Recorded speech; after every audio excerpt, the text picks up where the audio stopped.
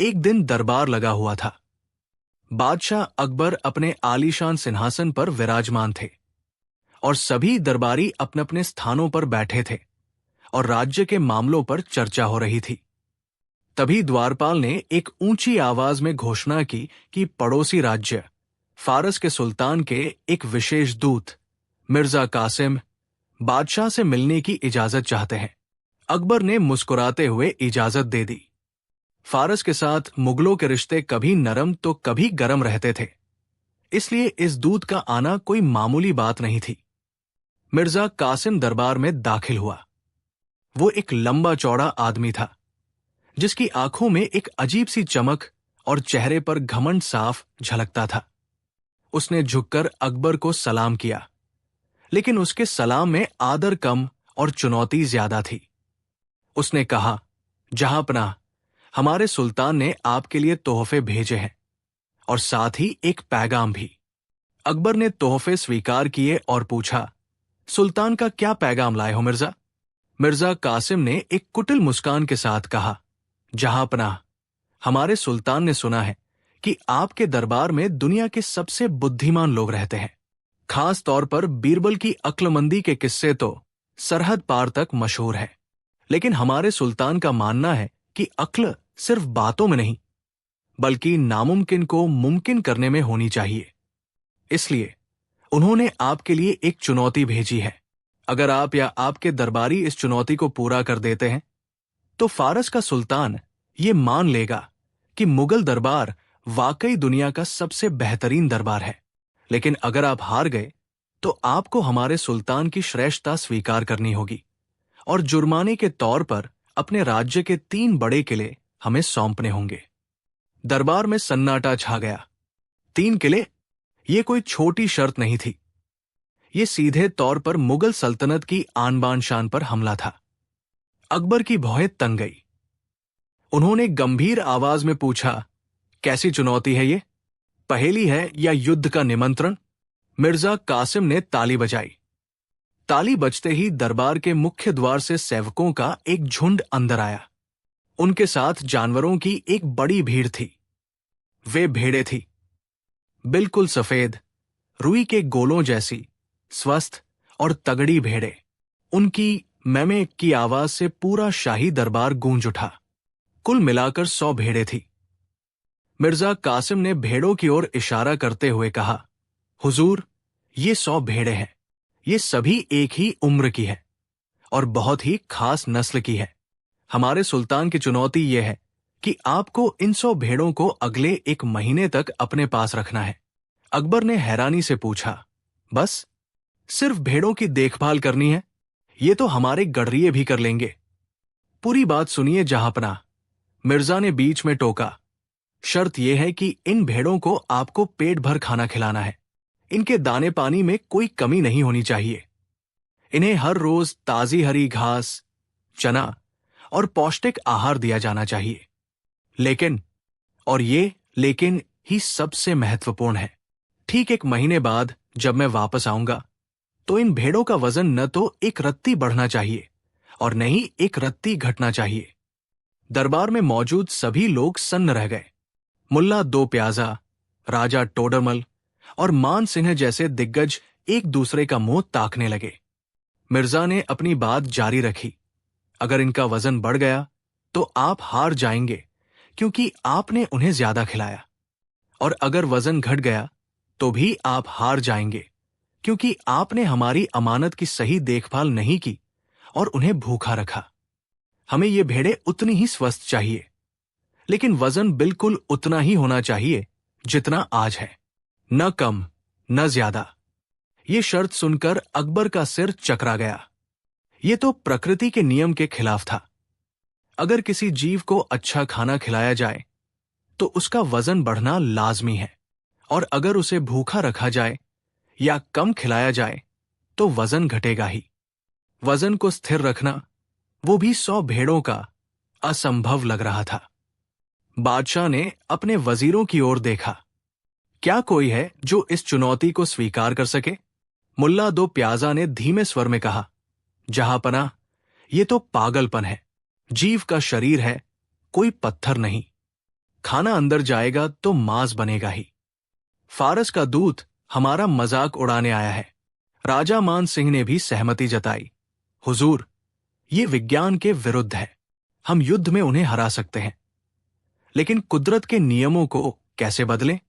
मिर्जा कासिम दरबारियों के चेहरे पर हवाइया उड़ते देख जोर से हंसा। क्या हुआ जहांपना? क्या हिंदुस्तान की बुद्धिमत्ता ने घुटने टेक दिए? क्या मैं अपने सुल्तान से कह दूं कि अकबर के नवरत्नों की चमक फीकी पड़ गई है? अकबर का चेहरा गुस्से से लाल हो गया। उन्हें अपनी हार बर्दाश्त नहीं थी, लेकिन समस्या वाकई जटिल थी। तभी उनकी नजर बीरबल पर पड़ी। बीरबल अपनी जगह पर शांत बैठे थे। उनके चेहरे पर एक हल्की मुस्कान थी, जैसे वे किसी गहरे विचार में मग्न हों। अकबर ने उम्मीद भरी नजरों से पुकारा, बीरबल, क्या तुम खामोश रहोगे? क्या मुगलों की इज्जत आज इन भेड़ों के वजन के नीचे दब जाएगी? बीरबल अपनी जगह से उठे, धीरे धीरे चलते हुए मिर्जा कासिम के पास आए और भेड़ों को गौर से देखा। फिर उन्होंने अकबर की ओर झुककर सलाम किया और कहा, जहांपनाह, चिंता की कोई बात नहीं है। ये चुनौती स्वीकार की जाती है। फारस के सुल्तान की ये पहेली जितनी कठिन दिखती है, उसका हल उतना ही सरल है। बस थोड़ा सा अजीब गणित लगाने की जरूरत है। मिर्जा कासिम ने व्यंग्य से पूछा, तो आप बीरबल हैं? याद रखिए, 1 महीने बाद वजन न बढ़ना चाहिए, न घटना चाहिए, और खाना भरपूर मिलना चाहिए। बीरबल ने मिर्जा की आंखों में आंखें डालकर कहा, मिर्जा साहब, आप बेफिक्र होकर अपनी सराय में आराम करें, या वापस फारस जाकर 1 महीने बाद आएं। आपकी भेड़ें सुरक्षित रहेंगी, खूब खाएंगी पिएंगी, और वजन उतना ही रहेगा जितना आप चाहते हैं। ये बीरबल का वादा है। अकबर ने राहत की सांस ली। चुनौती स्वीकार कर ली गई थी। बीरबल ने सेवकों को आदेश दिया कि उन 100 भेड़ों को उनके निजी बाड़े में पहुंचा दिया जाए। अगले दिन से पूरे आगरा में सिर्फ इसी बात की चर्चा थी। हर कोई यही सोच रहा था कि बीरबल आखिर करेंगे क्या। बाजार में, चौपालों पर, यहां तक कि शाही रनिवास में भी लोग शर्त लगा रहे थे। कुछ का कहना था कि बीरबल भेड़ों को कोई जादुई जड़ी बूटी खिलाएंगे। कुछ कह रहे थे कि बीरबल हर रोज भेड़ों को दौड़ाएंगे ताकि उनका खाना पच जाए। लेकिन असलियत किसी को नहीं पता थी। बीरबल ने उन 100 भेड़ों को अपने घर के पिछवाड़े एक बड़े से बाड़े में रखवाया। उन्होंने अपने सबसे भरोसेमंद नौकर को बुलाया और सख्त हिदायत दी। सुनो, बीरबल ने कहा, इन भेड़ों के लिए शहर की सबसे बेहतरीन हरी घास मंगवाओ, साथ में चना, बिनौला और गुड़ भी। इनके खाने में कोई कमी नहीं होनी चाहिए। दिन में 3 बार इन्हें भरपेट खाना दिया जाए। पानी भी साफ और ताजा होना चाहिए। नौकर हैरान था, लेकिन हुजूर, अगर हम इन्हें इतना खिलाएंगे तो ये 1 महीने में फूल कर कुप्पा हो जाएंगी। फिर हम बादशाह सलामत को क्या मुंह दिखाएंगे? बीरबल ने रहस्यमयी मुस्कान के साथ कहा, तुम बस वही करो जो मैं कह रहा हूं। लेकिन एक और काम करना है। बाड़े के बीचों बीच एक पिंजरा रखवाओ। पिंजरा? किसके लिए हुजूर? नौकर ने पूछा। एक भेड़िए के लिए, बीरबल ने जवाब दिया। नौकर की आंखें फटी की फटी रह गई। भेड़ों के बाड़े में भेड़िया? ये तो तबाही मचा देगा। लेकिन बीरबल ने उसे समझाया, घबराओ मत, भेड़िया पिंजरे के अंदर रहेगा। मजबूत लोहे का पिंजरा होगा। भेड़िया बाहर नहीं निकल पाएगा और भेड़ें पिंजरे के अंदर नहीं जा पाएंगी। बस उस पिंजरे को बाड़े के ठीक बीच में रखवा दो। योजना अजीब थी, लेकिन बीरबल का आदेश था।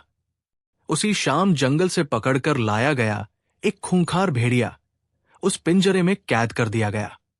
पिंजरे को बाड़े के बीच में स्थापित कर दिया गया, जहां सो भेड़ें रखी गई थी। अब दृश्य कुछ ऐसा था।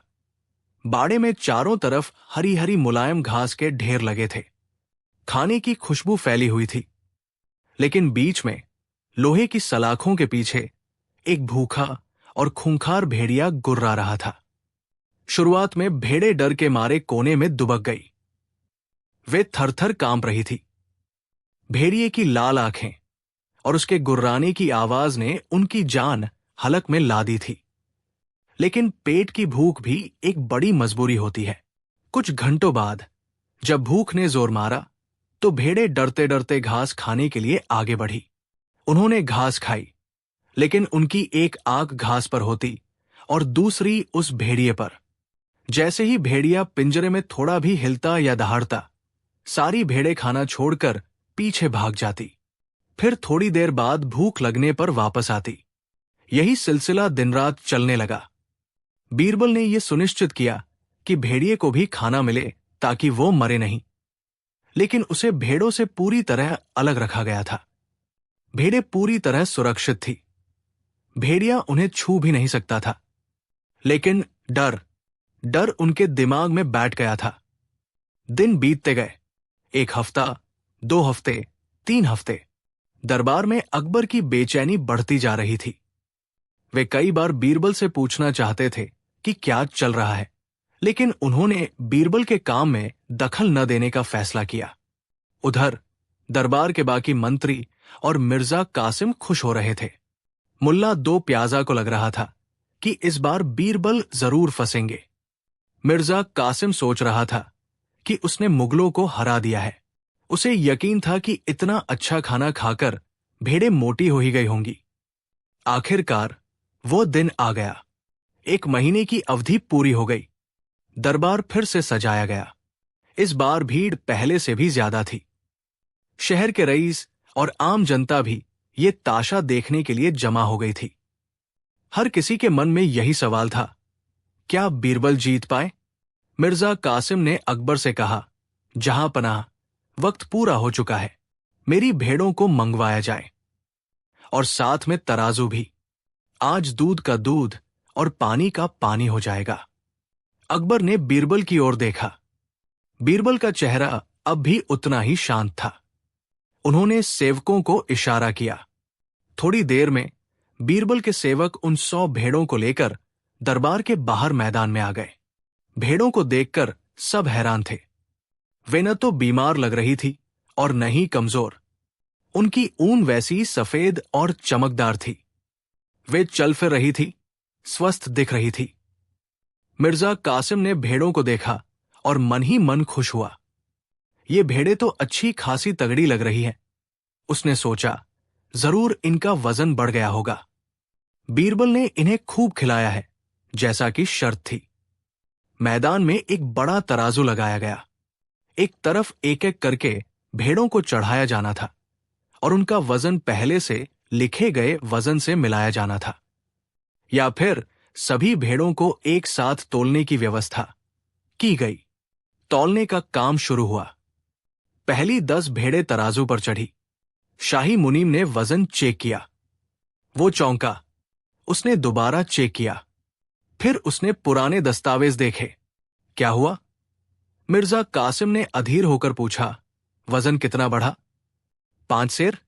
10 सेर? मुनीम ने हैरान होकर जवाब दिया, हुजूर, वजन बिल्कुल उतना ही है, 1 रत्ती भी ज्यादा नहीं। मिर्जा कासिम को विश्वास नहीं हुआ। ये कैसे हो सकता है? शायद ये 10 भेड़ें कमजोर होंगी। अगली 10 को लाओ। अगली खेप तोली गई।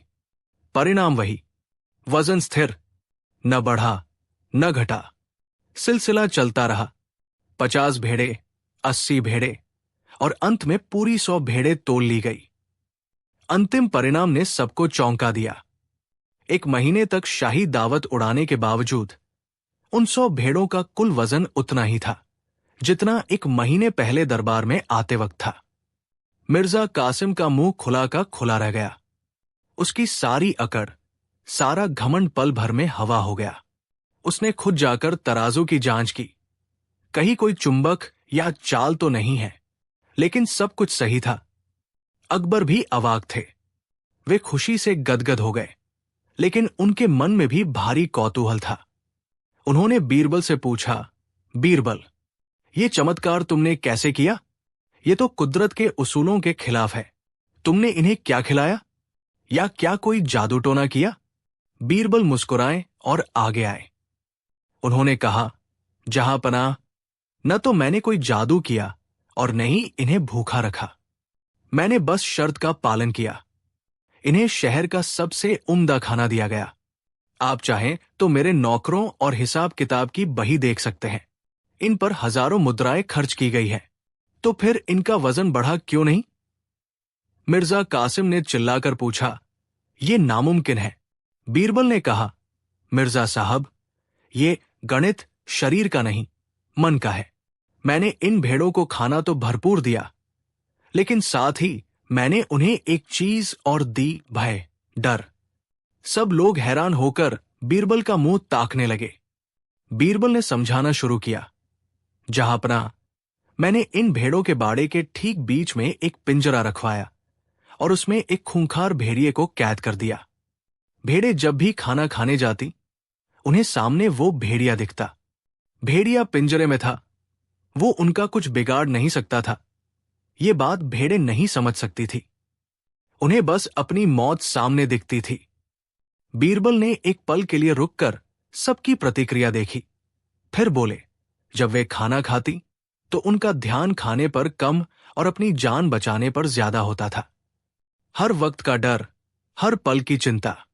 हुजूर, जब मन में डर और चिंता होती है तो शरीर को चाहे जितना भी पौष्टिक भोजन मिले, वो शरीर को लगता नहीं है। डर उस भोजन की सारी ऊर्जा को सोख लेता है। चिंता इंसान हो या जानवर, उसे अंदर ही अंदर गला देती है। ये भेड़ें पेट भरने के लिए खाती तो थी, लेकिन उस भेड़िए के डर से उनका वजन एक रत्ती भी नहीं बढ़ पाया। जितना खाया उतना डर में जल गया। पूरे दरबार में सन्नाटा छा गया। बीरबल का यह तर्क इतना गहरा और मनोवैज्ञानिक था कि किसी के पास कहने को कुछ नहीं था। ये सिर्फ भेड़ों की कहानी नहीं थी, ये जीवन का एक कड़वा सच था। अकबर ने गहरी सांस ली। वे समझ गए कि बीरबल ने न केवल शर्त जीती है, बल्कि एक बहुत बड़ी सीख भी दी है। बीरबल ने मिर्जा कासिम की ओर मुड़कर कहा, मिर्जा साहब, यह है मेरा अजीब गणित। भोजन शांति कमजोरी और भोजन प्लस भय यथास्थिति। जब तक मन शांत न हो, भोजन शरीर को नहीं लगता। आपकी भेड़ें स्वस्थ है क्योंकि उन्हें खाना मिला, लेकिन उनका वजन नहीं बढ़ा क्योंकि उन्हें चैन नहीं मिला। मिर्जा कासिम का सिर शर्म से झुक गया। उसने मान लिया कि भारतीय ज्ञान और बीरबल की बुद्धिमत्ता का कोई सानी नहीं है। उसने झुककर अकबर और बीरबल को सलाम किया।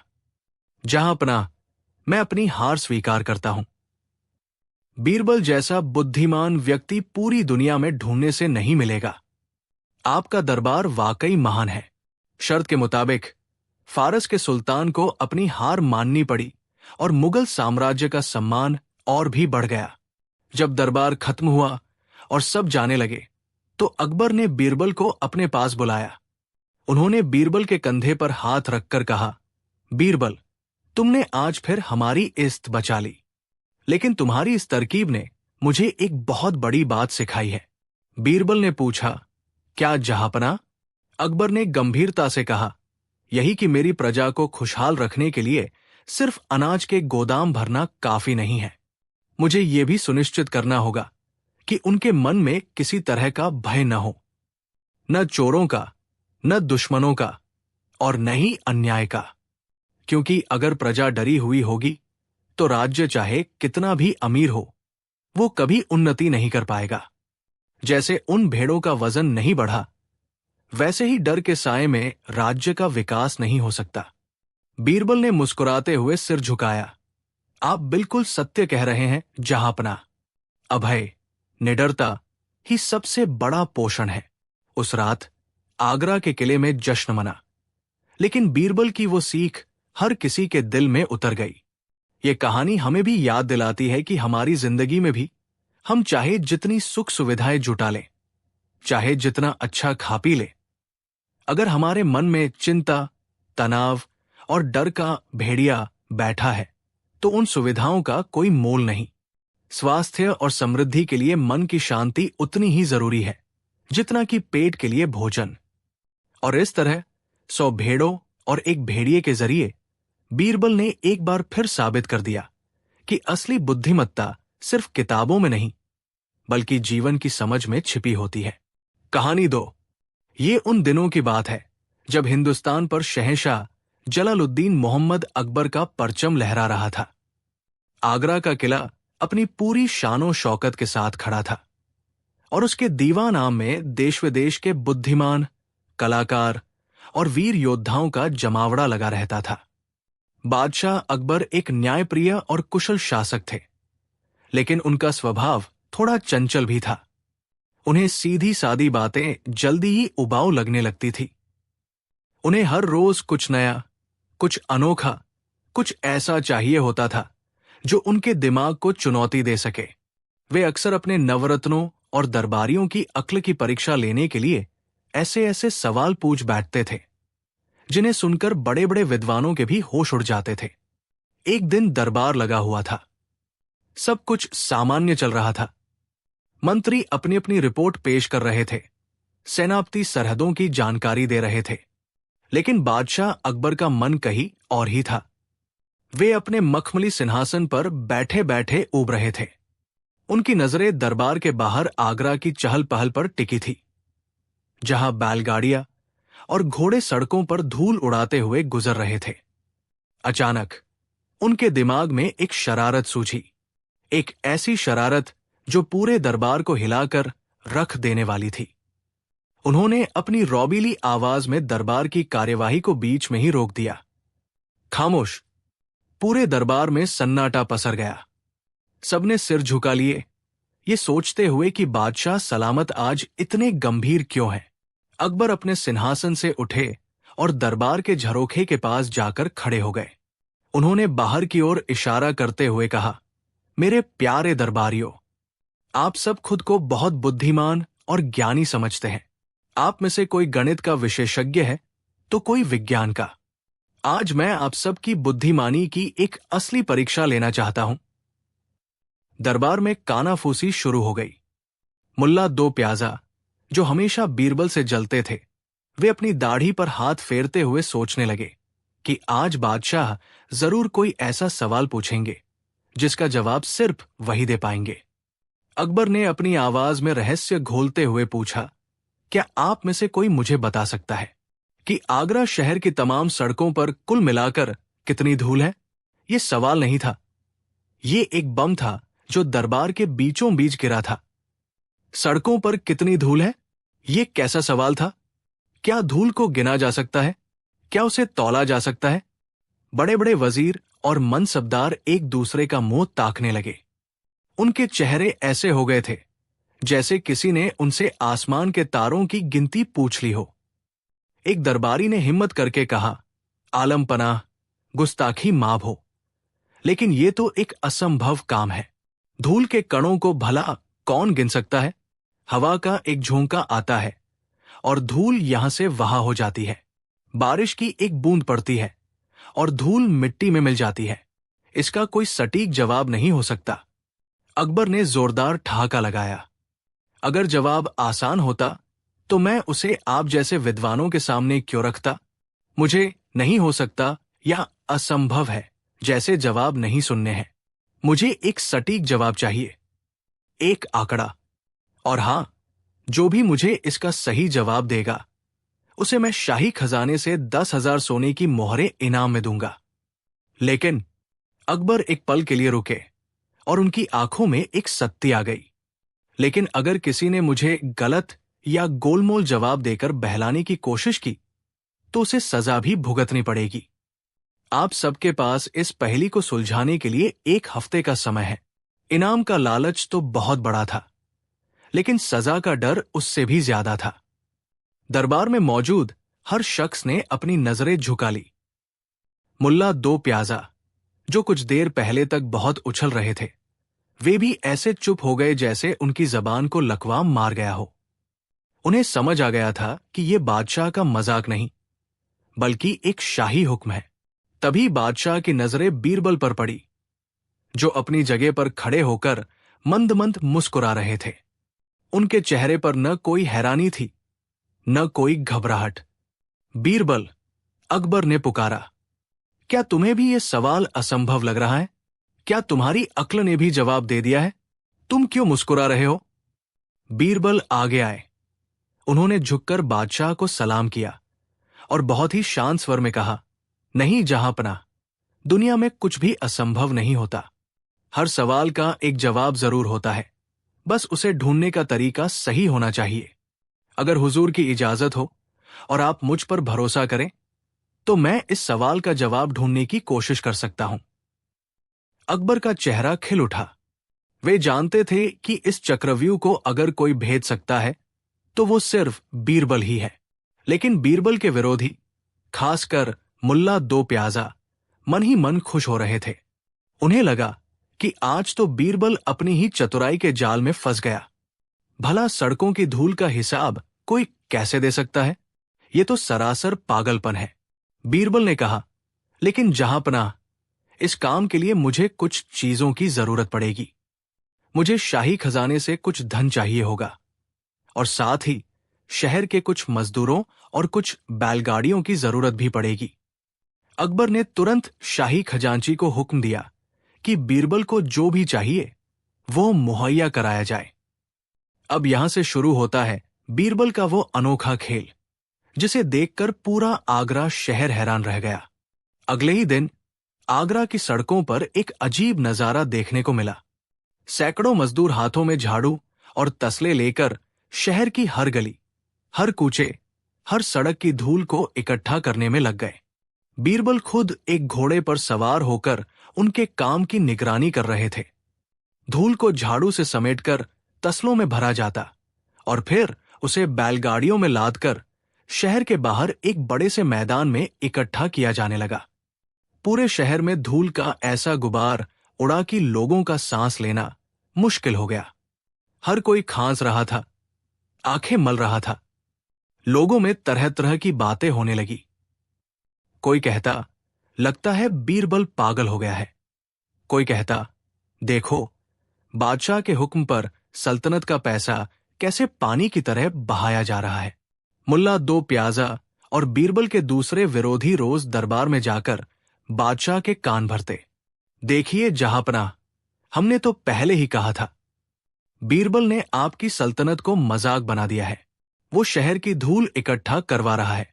इससे न सिर्फ शाही खजाने का नुकसान हो रहा है, बल्कि प्रजा भी परेशान हो रही है। और क्या गारंटी है कि वो सारी धूल इकट्ठा कर पाएगा? हवा से उड़कर तो नई धूल रोज आ जाती है। अकबर भी चिंतित थे। उन्हें भी लगने लगा था कि शायद इस बार उन्होंने बीरबल को एक ऐसी चुनौती दे दी है जिसे पूरा करना वाकई नामुमकिन है। लेकिन उन्होंने बीरबल को एक हफ्ते का समय दिया था और वे उससे पहले कुछ नहीं कहना चाहते थे। दिन बीतते गए। 3 दिन, 4 दिन, 5 दिन। आगरा की सड़कें तो पहले से कुछ ज्यादा ही साफ हो गई थी, लेकिन शहर के बाहर धूल का एक पहाड़ खड़ा हो गया था। लोग उस धूल के पहाड़ को देखने के लिए दूर दूर से आने लगे। आखिरकार 1 हफ्ते का समय पूरा हुआ। आज दरबार में तिल रखने की भी जगह नहीं थी। हर कोई ये देखने आया था कि बीरबल क्या जवाब देते हैं। क्या वे सच में उस धूल के पहाड़ को तौलकर या गिनकर कोई आंकड़ा बताएंगे, या फिर वे अपनी हार मानकर सजा भुगतेंगे? बीरबल के दुश्मनों के चेहरों पर एक कुटिल मुस्कान थी। उन्हें यकीन था कि आज बीरबल की सारी हैकड़ी निकल जाएगी। बीरबल दरबार में हाजिर हुए। वे बिल्कुल शांत और आत्मविश्वास से भरे हुए थे। अकबर ने अपने सिंहासन पर बैठते हुए पूछा, बीरबल, समय पूरा हुआ। क्या तुम मेरे सवाल का जवाब लाए हो? बताओ, आगरा की सड़कों पर कितनी धूल है? पूरा दरबार सांस रोके बीरबल के जवाब का इंतजार कर रहा था। बीरबल ने अपनी जेब से एक कागज का छोटा सा टुकड़ा निकाला। उन्होंने उसे खोला और पढ़ना शुरू किया। जहांपनाह, आपके हुक्म के मुताबिक मैंने आगरा शहर की तमाम सड़कों की धूल का पूरा पूरा हिसाब लगा लिया है। ये सुनते ही दरबार में एक हलचल मच गई। क्या सच में? बीरबल ने आगे कहा, आगरा की सड़कों पर कुल मिलाकर 5,72,26,310 बैलगाड़ी धूल है। बीरबल ने एक ऐसा सटीक और लंबा चौड़ा आंकड़ा बताया कि सब हैरान रह गए। ये आंकड़ा इतना अजीब था कि कोई सोच भी नहीं सकता था। मुल्ला दो प्याजा तुरंत अपनी जगह से खड़े हुए और हंसते हुए बोले, वाह, क्या खूब हिसाब लगाया है जहांपनाह। ये तो सरासर धोखा है। ये आंकड़ा तो मनगढ़ंत लगता है। हम कैसे मान ले कि ये सही है? इसका क्या सबूत है? अकबर ने भी बीरबल से पूछा। हाँ बीरबल, हम तुम्हारी बात पर यकीन कैसे करें? तुमने इसे गिना है या तौला है? अब बीरबल ने अपना असली दाव खेला। वे मुस्कुराए और बोले, जहांपनाह, मैंने जो हिसाब लगाया है वो अक्षरशः सही है। मुझे अपनी गणना पर पूरा भरोसा है। लेकिन अगर आपको या दरबार में मौजूद किसी भी शख्स को मेरे इस आंकड़े पर जरा सा भी शक है तो मैंने उसका भी इंतजाम कर दिया है। क्या इंतजाम? अकबर ने पूछा। बीरबल ने कहा, जहांपनाह, मैंने शहर की सारी सड़कों से धूल उठवाकर शहर के बाहर शाही मैदान में जमा करवा दी है। अगर आपको मेरे जवाब पर शक है तो आप हुक्म दे, उस धूल को वापस लाकर सड़कों पर बिछवा दिया जाए और फिर आप खुद उसे गिनवा या तुलवा सकते हैं।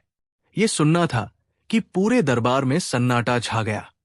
मुल्ला दो प्याजा का मुंह खुला का खुला रह गया। ये क्या कह दिया बीरबल ने? उस धूल के पहाड़ को वापस सड़कों पर बिछवाना और फिर उसे गिनवाना, ये तो धूल इकट्ठा करने से भी ज्यादा बड़ा और मूर्खतापूर्ण काम था। इसमें तो महीनों लग जाते और शाही खजाने का न जाने कितना नुकसान होता। बीरबल ने अपनी बात पूरी करते हुए कहा, और जहांपनाह, अगर आपकी गिनती में और मेरी गिनती में जरा सा भी फर्क निकला तो मैं हर सजा भुगतने को तैयार हूं। लेकिन अगर मेरा आंकड़ा सही निकला तो शक करने वाले को सजा मिलनी चाहिए। अब किसी के पास बोलने के लिए कुछ नहीं बचा था। बीरबल ने एक ऐसी चाल चली थी जिसने सबको चुप करा दिया था। उन्होंने सवाल का जवाब एक ऐसे तरीके से दिया था जिसे न तो कोई मान सकता था और न ही कोई झुठला सकता था। उन्होंने बादशाह के असंभव सवाल का एक असंभव सबूत पेश कर दिया था। बादशाह अकबर बीरबल की इस चतुराई को समझ गए। वे अपनी हंसी रोक नहीं पाए और जोर जोर से हंसने लगे। वे अपनी गद्दी से उठे, बीरबल के पास आए और उनकी पीठ थपथपाई। उन्होंने कहा, मान गए बीरबल, मान गए। तुम्हारे जैसा बुद्धिमान इस पूरी दुनिया में कोई नहीं है। तुमने सवाल का जवाब ही दे दिया और अपनी बात को सच साबित करने का एक ऐसा रास्ता भी दिखाया जिस पर चलने की कोई हिम्मत ही नहीं कर सकता। तुमने आज फिर साबित कर दिया कि जिस समस्या का कोई सीधा हल न हो उसे बुद्धि के टेढ़े रास्ते से हल किया जा सकता है। बीरबल के विरोधियों के सिर शर्म से झुक गए थे। वे बीरबल को फंसाना चाहते थे, लेकिन बीरबल ने उन्हीं को उनके ही जाल में ऐसा फंसाया कि वे कहीं के नहीं रहे। बादशाह ने खुश होकर बीरबल को अपना कीमती हार उतारकर पहना दिया और 10,000 सोने की मोहरें देने का हुक्म भी दिया। दोस्तों, ये कहानी हमें क्या सिखाती है? ये कहानी हमें बताती है कि जीवन में कई बार हमारे सामने ऐसी समस्याएं आती हैं जो अकबर के इस सवाल की तरह असंभव लगती है। हम सीधे सीधे उसका हल ढूंढने की कोशिश करते हैं और थककर हार मान लेते हैं। लेकिन बीरबल हमें सिखाते हैं कि हर समस्या को सीधे सीधे हल करना जरूरी नहीं होता। कभी कभी आपको अपनी सोच का दायरा बढ़ाना पड़ता है। आपको समस्या को नहीं बल्कि समस्या पूछने वाले की सोच को समझना होता है। बीरबल जानते थे कि बादशाह को धूल की मात्रा से कोई लेना देना नहीं है। वे तो सिर्फ दरबारियों की बुद्धि की परीक्षा ले रहे थे। इसलिए बीरबल ने धूल गिनने पर नहीं बल्कि एक ऐसा जवाब तैयार करने पर ध्यान दिया जिसे कोई चुनौती न दे सके। यह कहानी out of the box thinking का सबसे बेहतरीन उदाहरण है। यह हमें सिखाती है कि जब तर्क और विज्ञान के रास्ते बंद हो जाएं, तब बुद्धि और हाजिर जवाबी के नए रास्ते खुलते हैं। तो अगली बार जब आपके सामने कोई असंभव लगने वाली चुनौती आए तो घबराइएगा नहीं, बस एक पल रुककर सोचिएगा, क्या इस समस्या को हल करने का कोई बीरबल वाला तरीका भी हो सकता है? कहानी सुनने के लिए आपका बहुत बहुत धन्यवाद। उम्मीद है कि बीरबल की चतुराई का ये किस्सा आपको पसंद आया होगा और इसने आपको एक नई सोच भी दी होगी। कहानी 3। ये उन दिनों की बात है जब आगरा का किला मुगलिया सल्तनत की शान का प्रतीक हुआ करता था। बादशाह अकबर का दरबार हर रोज सजता था और उसमें देश विदेश के कलाकार अपनी कला का प्रदर्शन करने आते थे। एक ऐसी ही शाम थी। महफिल जमी हुई थी, शमादान जल रहे थे और इत्र की खुशबू हवा में घुली हुई थी। दरबार में एक नए गायक को पेश किया गया जो दूर देश से अपनी कला का प्रदर्शन करने आया था। उस गायक ने गाना शुरू किया, लेकिन हाय रे किस्मत, उसकी आवाज में सुर तो दूर, बेसुरेपन का ऐसा तूफान था कि सुनने वालों के कानों से खून निकलने लगा।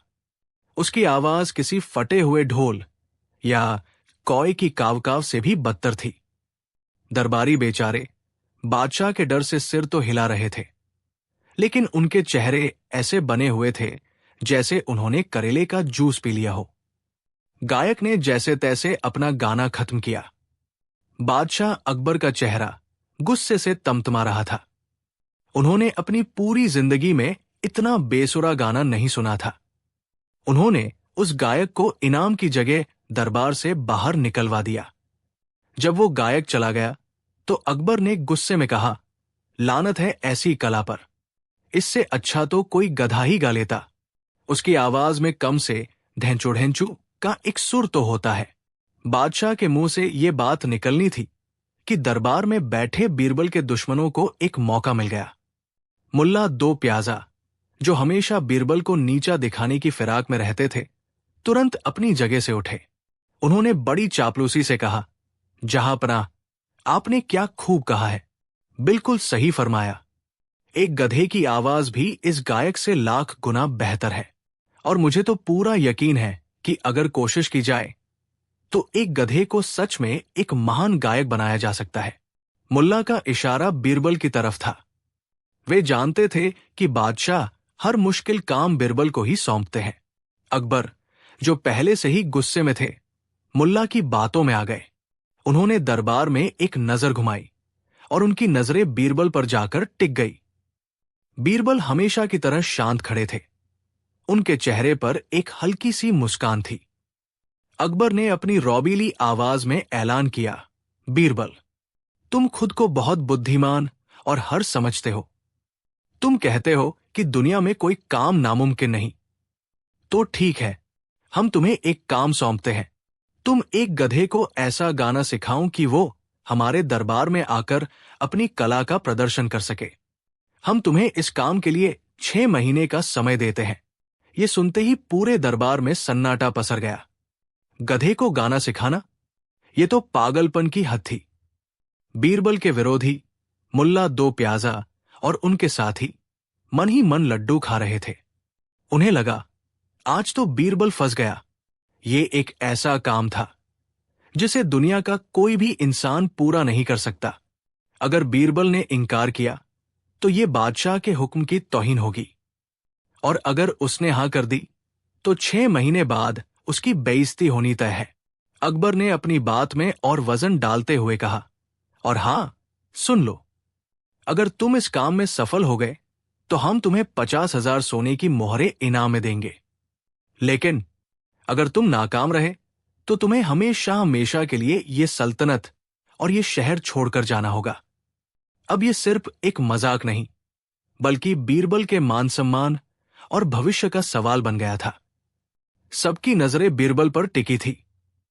हर कोई ये देखना चाहता था कि बीरबल इस असंभव चुनौती का क्या जवाब देते हैं।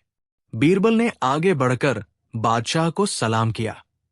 उनकी आवाज में न कोई घबराहट थी, न कोई शिकन। उन्होंने बहुत ही सहजता से कहा, जहांपनाह, आपका हुक्म सर आंखों पर।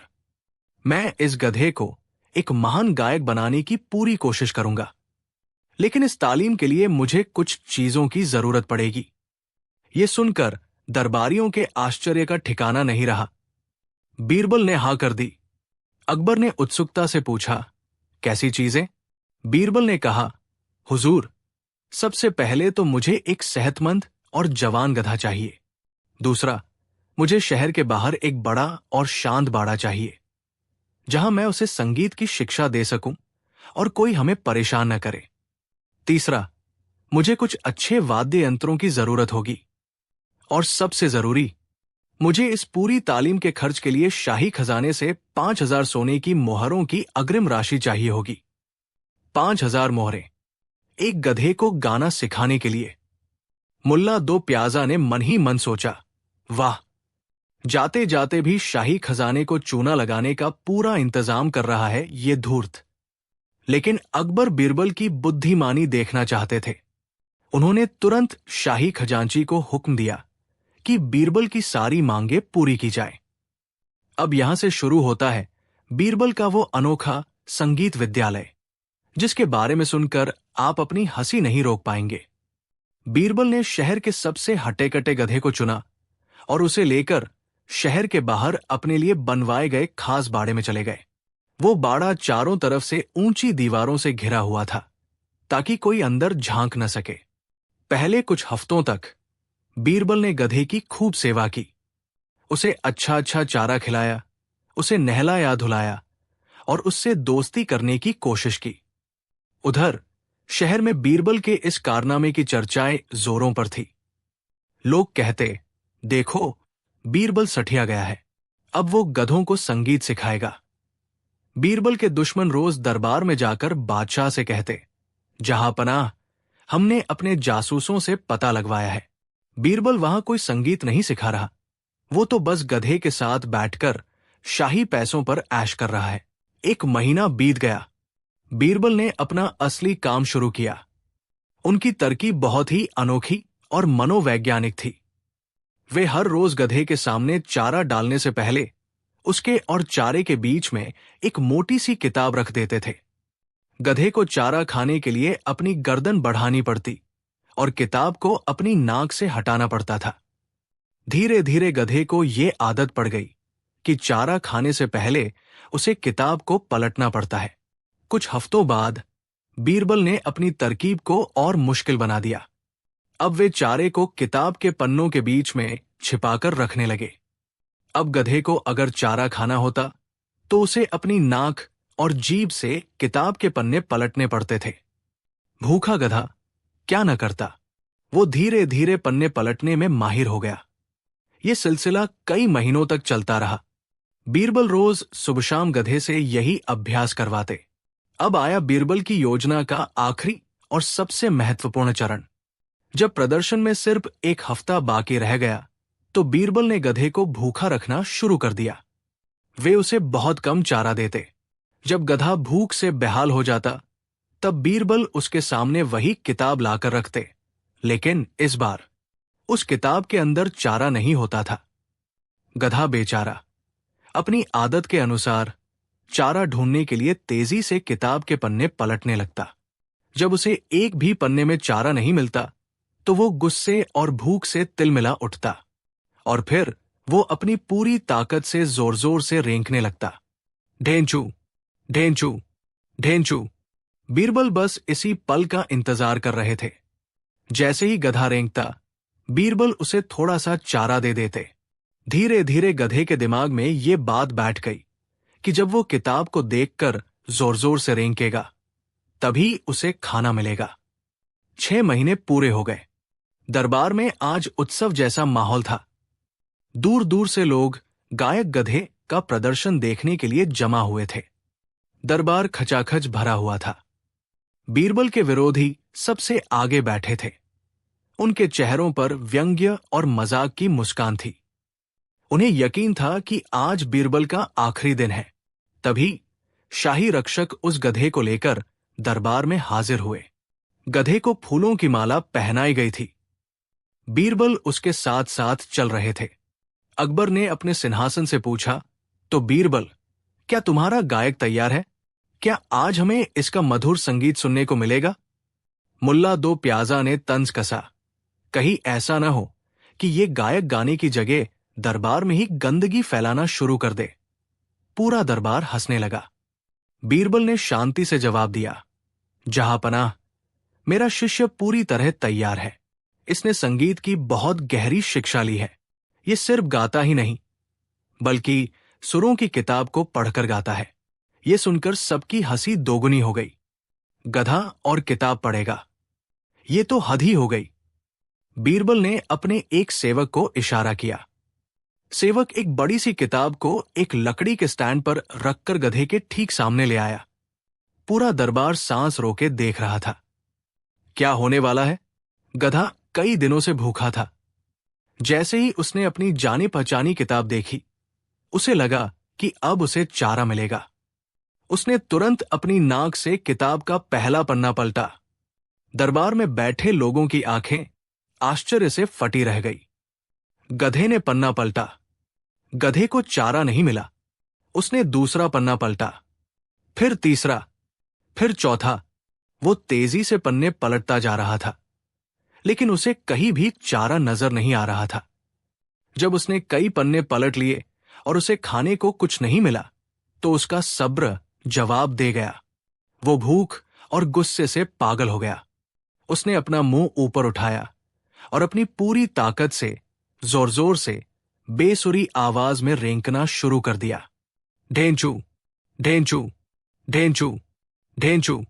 उसकी आवाज इतनी तेज और भद्दी थी कि दरबारियों ने अपने कानों पर हाथ रख लिए। गधा लगातार रेंकता जा रहा था, क्योंकि उसे उम्मीद थी कि ऐसा करने से उसे खाना मिलेगा। मुल्ला दो प्याजा अपनी जगह से खड़े होकर चिल्लाए, बस करो ये बकवास। ये गाना नहीं, ये तो गधे का रेंकना है। बीरबल, तुमने हम सबको और बादशाह सलामत को धोखा दिया है। तुमने अपना वादा पूरा नहीं किया।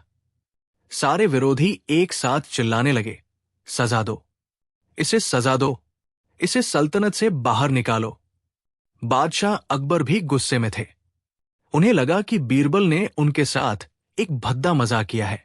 उन्होंने बीरबल से कहा, बीरबल, ये क्या है? हमने तुम्हें गायक लाने को कहा था, रेंकने वाला गधा नहीं। अब बीरबल ने अपना आखिरी पत्ता फेंका। उन्होंने बहुत ही अदब से झुककर कहा, जहां पनाह, गुस्ताखी माफ हो, लेकिन आप शायद मेरे शिष्य की कला को समझ नहीं पा रहे हैं। क्या मतलब? अकबर ने पूछा। बीरबल ने समझाया, हुजूर, ये कोई आम गायक नहीं है। ये संगीत की एक बहुत ही दुर्लभ और गूढ़ विधा का ज्ञाता है। ये गर्दभ्राग गा रहा है। गर्दभ्राग। दरबार में कानाफूसी शुरू हो गई।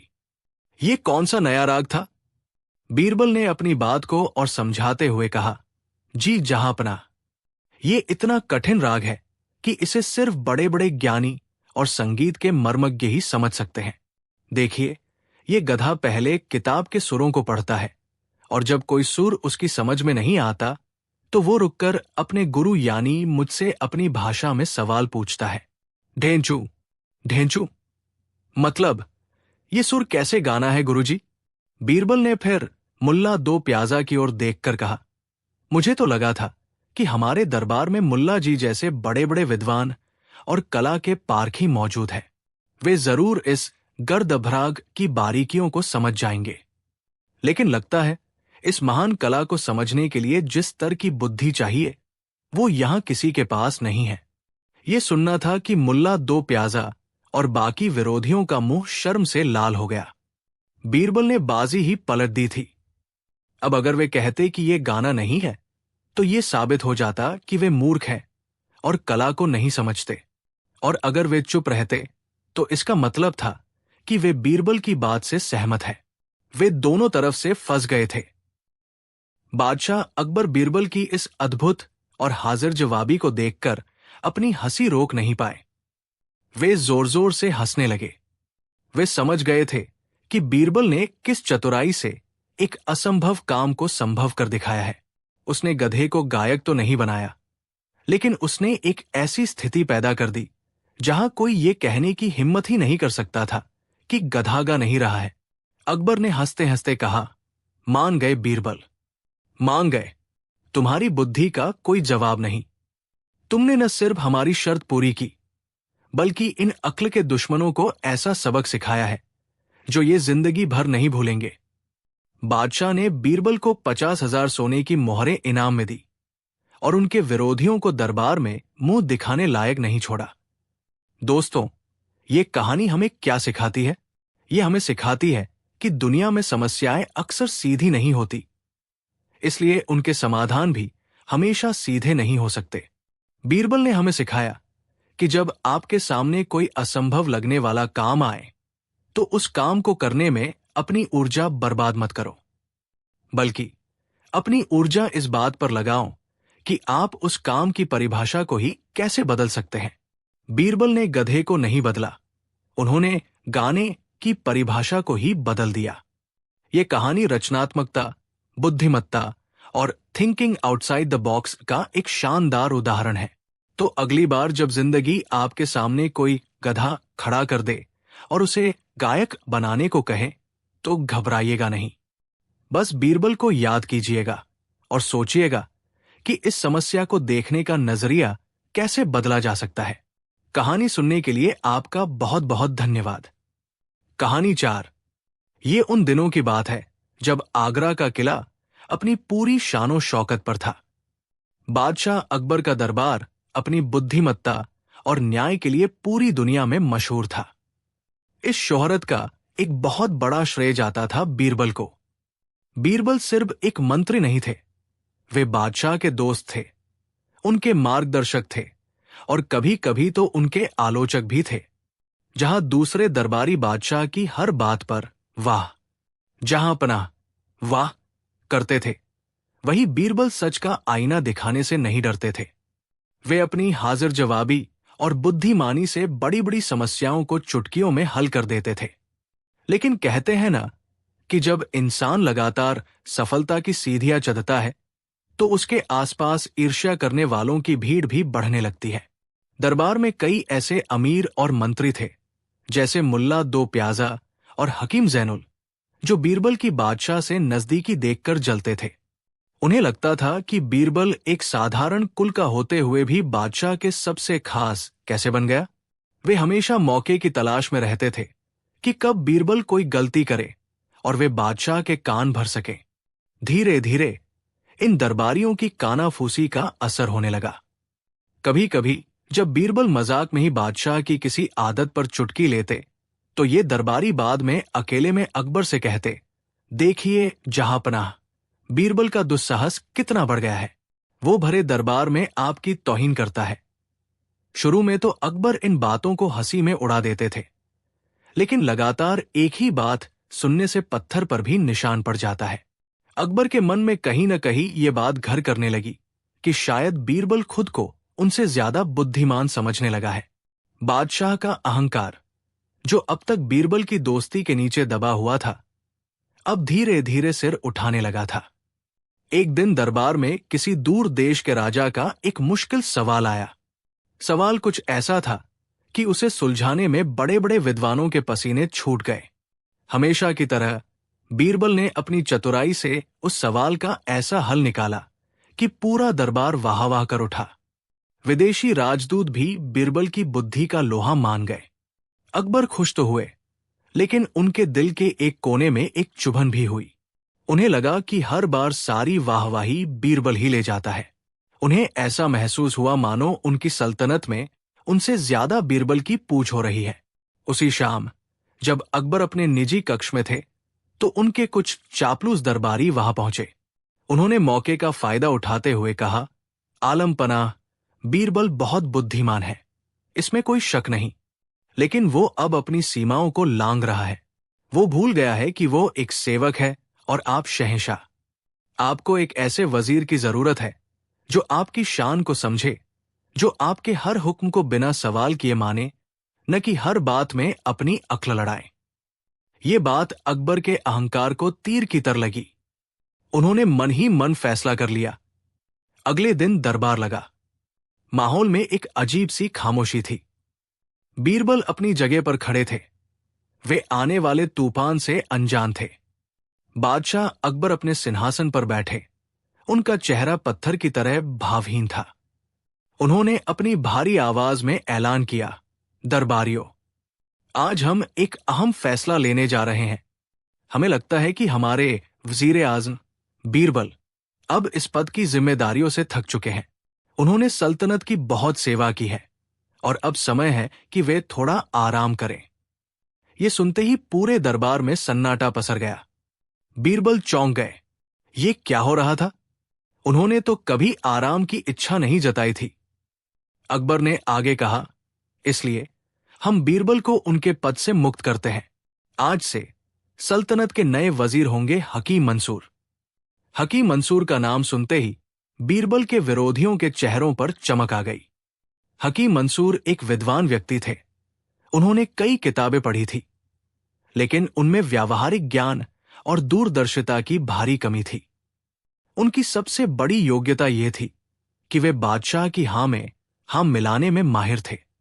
वे अकबर की हर बात पर शेर पढ़ते और उनकी तारीफों के पुल बांध देते। बीरबल ने एक पल के लिए बादशाह की आंखों में देखा। उन आंखों में गुस्सा नहीं, बल्कि एक अजीब सी जिद थी। बीरबल समझ गए कि अब कुछ कहने का कोई फायदा नहीं है। उन्होंने झुककर शाही फरमान को स्वीकार किया, बादशाह को सलाम किया और बिना एक शब्द कहे दरबार से बाहर चले गए। उनके चेहरे पर न कोई शिकन थी, न कोई दुख। वे शांत थे, क्योंकि वे जानते थे कि समय सबसे बड़ा न्यायाधीश होता है। बीरबल के जाते ही दरबार का माहौल बदल गया। नए वजीर हकीम मंसूर ने तुरंत अपनी चापलूसी शुरू कर दी। उन्होंने बादशाह की शान में एक लंबा चौड़ा कसीदा पढ़ा। अकबर को यह सुनकर बहुत अच्छा लगा। उन्हें लगा कि उन्होंने बिल्कुल सही फैसला किया है। अब कोई उन्हें टोकने वाला नहीं था, कोई उनकी बात काटने वाला नहीं था। शुरू शुरू में सब कुछ ठीक चला। हकीम मंसूर कागजी कार्यवाही में बहुत अच्छे थे। वे हर फाइल पर तुरंत दस्तखत करते, हर छोटे मोटे मामले को नियमों के अनुसार निपटा देते। अकबर को लगने लगा कि सल्तनत अब ज्यादा कुशलता से चल रही है। बीरबल के विरोधी भी खुश थे, क्योंकि अब उनकी मनमानी पर कोई रोक-टोक नहीं थी। लेकिन असली परीक्षा तब शुरू हुई जब सल्तनत के सामने बड़ी और जटिल समस्याएं आने लगी। पहला मामला आया दो भाइयों के जमीनी विवाद का। दोनों भाइयों के पास जो कागजात थे वे लगभग एक जैसे थे। मामला इतना उलझा हुआ था कि कानून की किताबों से कोई सीधा हल नहीं निकल रहा था। हकीम मंसूर ने हफ्तों तक किताबें पढ़ी, पुराने फैसले देखे और अंत में एक ऐसा फैसला सुनाया जो कानूनी रूप से तो सही था, लेकिन मानवीय रूप से सरासर गलत था। उस फैसले की वजह से एक गरीब भाई बेघर हो गया। पूरे शहर में चर्चा होने लगी कि जब बीरबल थे तो न्याय ऐसा नहीं होता था। बीरबल कानून के साथ साथ इंसानियत को भी देखते थे। दूसरा झटका तब लगा जब पड़ोसी राज्य फारस के शाह ने अपने एक दूत के हाथ एक पहेली भेजी। फारस और मुगल सल्तनत के बीच हमेशा से एक बौद्धिक प्रतिद्वंद्विता चलती थी। फारस के शाह ने एक पिंजरे में एक नकली शेर भेजा था, जो बिल्कुल असली जैसा दिखता था। शर्त यह थी कि पिंजरे को बिना खोले और बिना तोड़े शेर को बाहर निकालना था। पूरा दरबार चकरा गया। यह कैसे मुमकिन था? हकीम मंसूर ने अपनी सारी किताबें छान मारी, लेकिन ऐसा कोई तरीका उन्हें नहीं मिला। उन्होंने कहा, जहांपनाह, यह तो एक असंभव शर्त है। फारस के शाह हमारा मजाक उड़ाना चाहते हैं। अकबर का सिर शर्म से झुक गया। उन्हें याद आया कि अगर बीरबल होते तो वे जरूर कोई न कोई रास्ता निकाल लेते।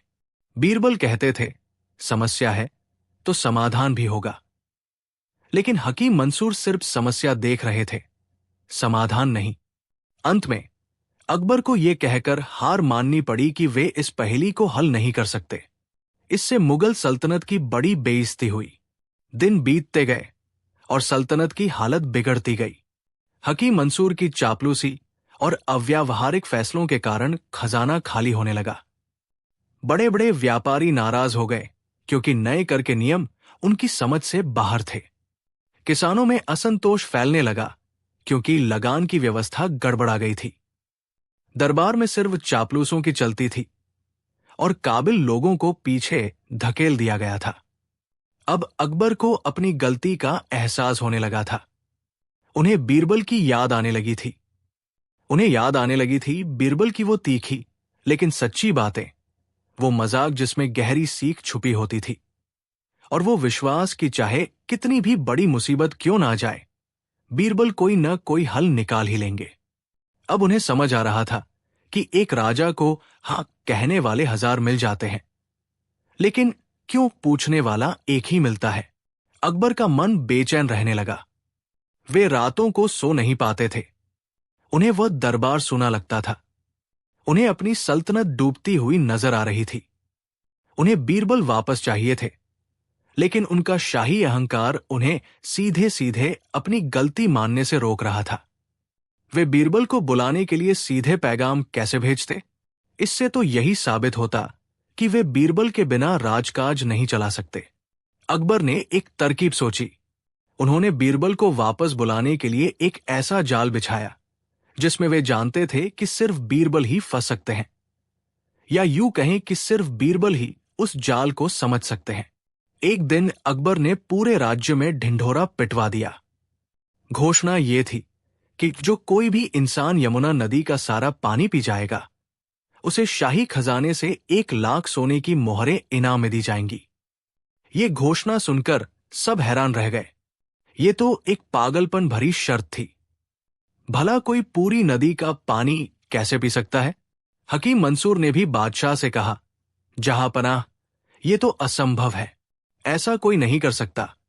अकबर मन ही मन मुस्कुराए। वे जानते थे कि ये असंभव है, और यही तो उनकी योजना थी। दूर दराज के गांवों से लेकर शहरों तक हर कोई इस अजीब शर्त पर हंस रहा था।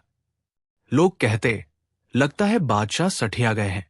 ये खबर बीरबल तक भी पहुंची, जो आगरा से कुछ दूर एक छोटे से गांव में एक आम इंसान की तरह रह रहे थे। जैसे ही उन्होंने ये घोषणा सुनी, वे समझ गए। वे बादशाह की बेचैनी और इस घोषणा के पीछे छिपे असली मकसद को भाप गए। वे जानते थे कि ये कोई शर्त नहीं, बल्कि उन्हें वापस बुलाने का एक बहाना है, एक पुकार है। बीरबल तुरंत आगरा के लिए निकल पड़े। अगले दिन वे एक साधारण नागरिक की तरह दरबार में हाजिर हुए।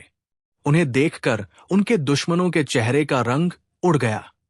अकबर ने बीरबल को देखा तो उनकी आंखों में एक चमक आ गई, लेकिन उन्होंने खुद को संभाले रखा और अनजान बनते हुए पूछा, तुम यहां क्या कर रहे हो? बीरबल ने अदब से झुककर कहा, जहांपनाह, मैंने आपकी घोषणा सुनी है। मैं यमुना नदी का सारा पानी पीने को तैयार हूं। पूरा दरबार ठहाके लगाकर हंसने लगा। हकीम मंसूर ने तंज कसते हुए कहा, लगता है पद जाने का सदमा तुम्हारे दिमाग पर गहरा असर कर गया है। तुम ये कैसे करोगे? बीरबल ने बहुत शांति से जवाब दिया, मैं कर सकता हूं, लेकिन मेरी 2 शर्तें हैं। अकबर ने कहा, बोलो, क्या शर्तें हैं तुम्हारी? बीरबल ने कहा, जहांपनाह, मेरी पहली शर्त यह है कि जब तक मैं पानी पी रहा हूं, दुनिया की किसी और नदी का पानी यमुना में आकर नहीं मिलना चाहिए। आपको गंगा, घाघरा, चंबल और बाकी सभी सहायक नदियों को रोकना होगा, क्योंकि मैंने सिर्फ यमुना का पानी पीने का वादा किया है, पूरी दुनिया की नदियों का नहीं। यह सुनकर दरबार में फिर से सन्नाटा पसर गया। ये कैसी शर्त थी? नदियों के प्रवाह को रोकना तो किसी इंसान के बस में नहीं था।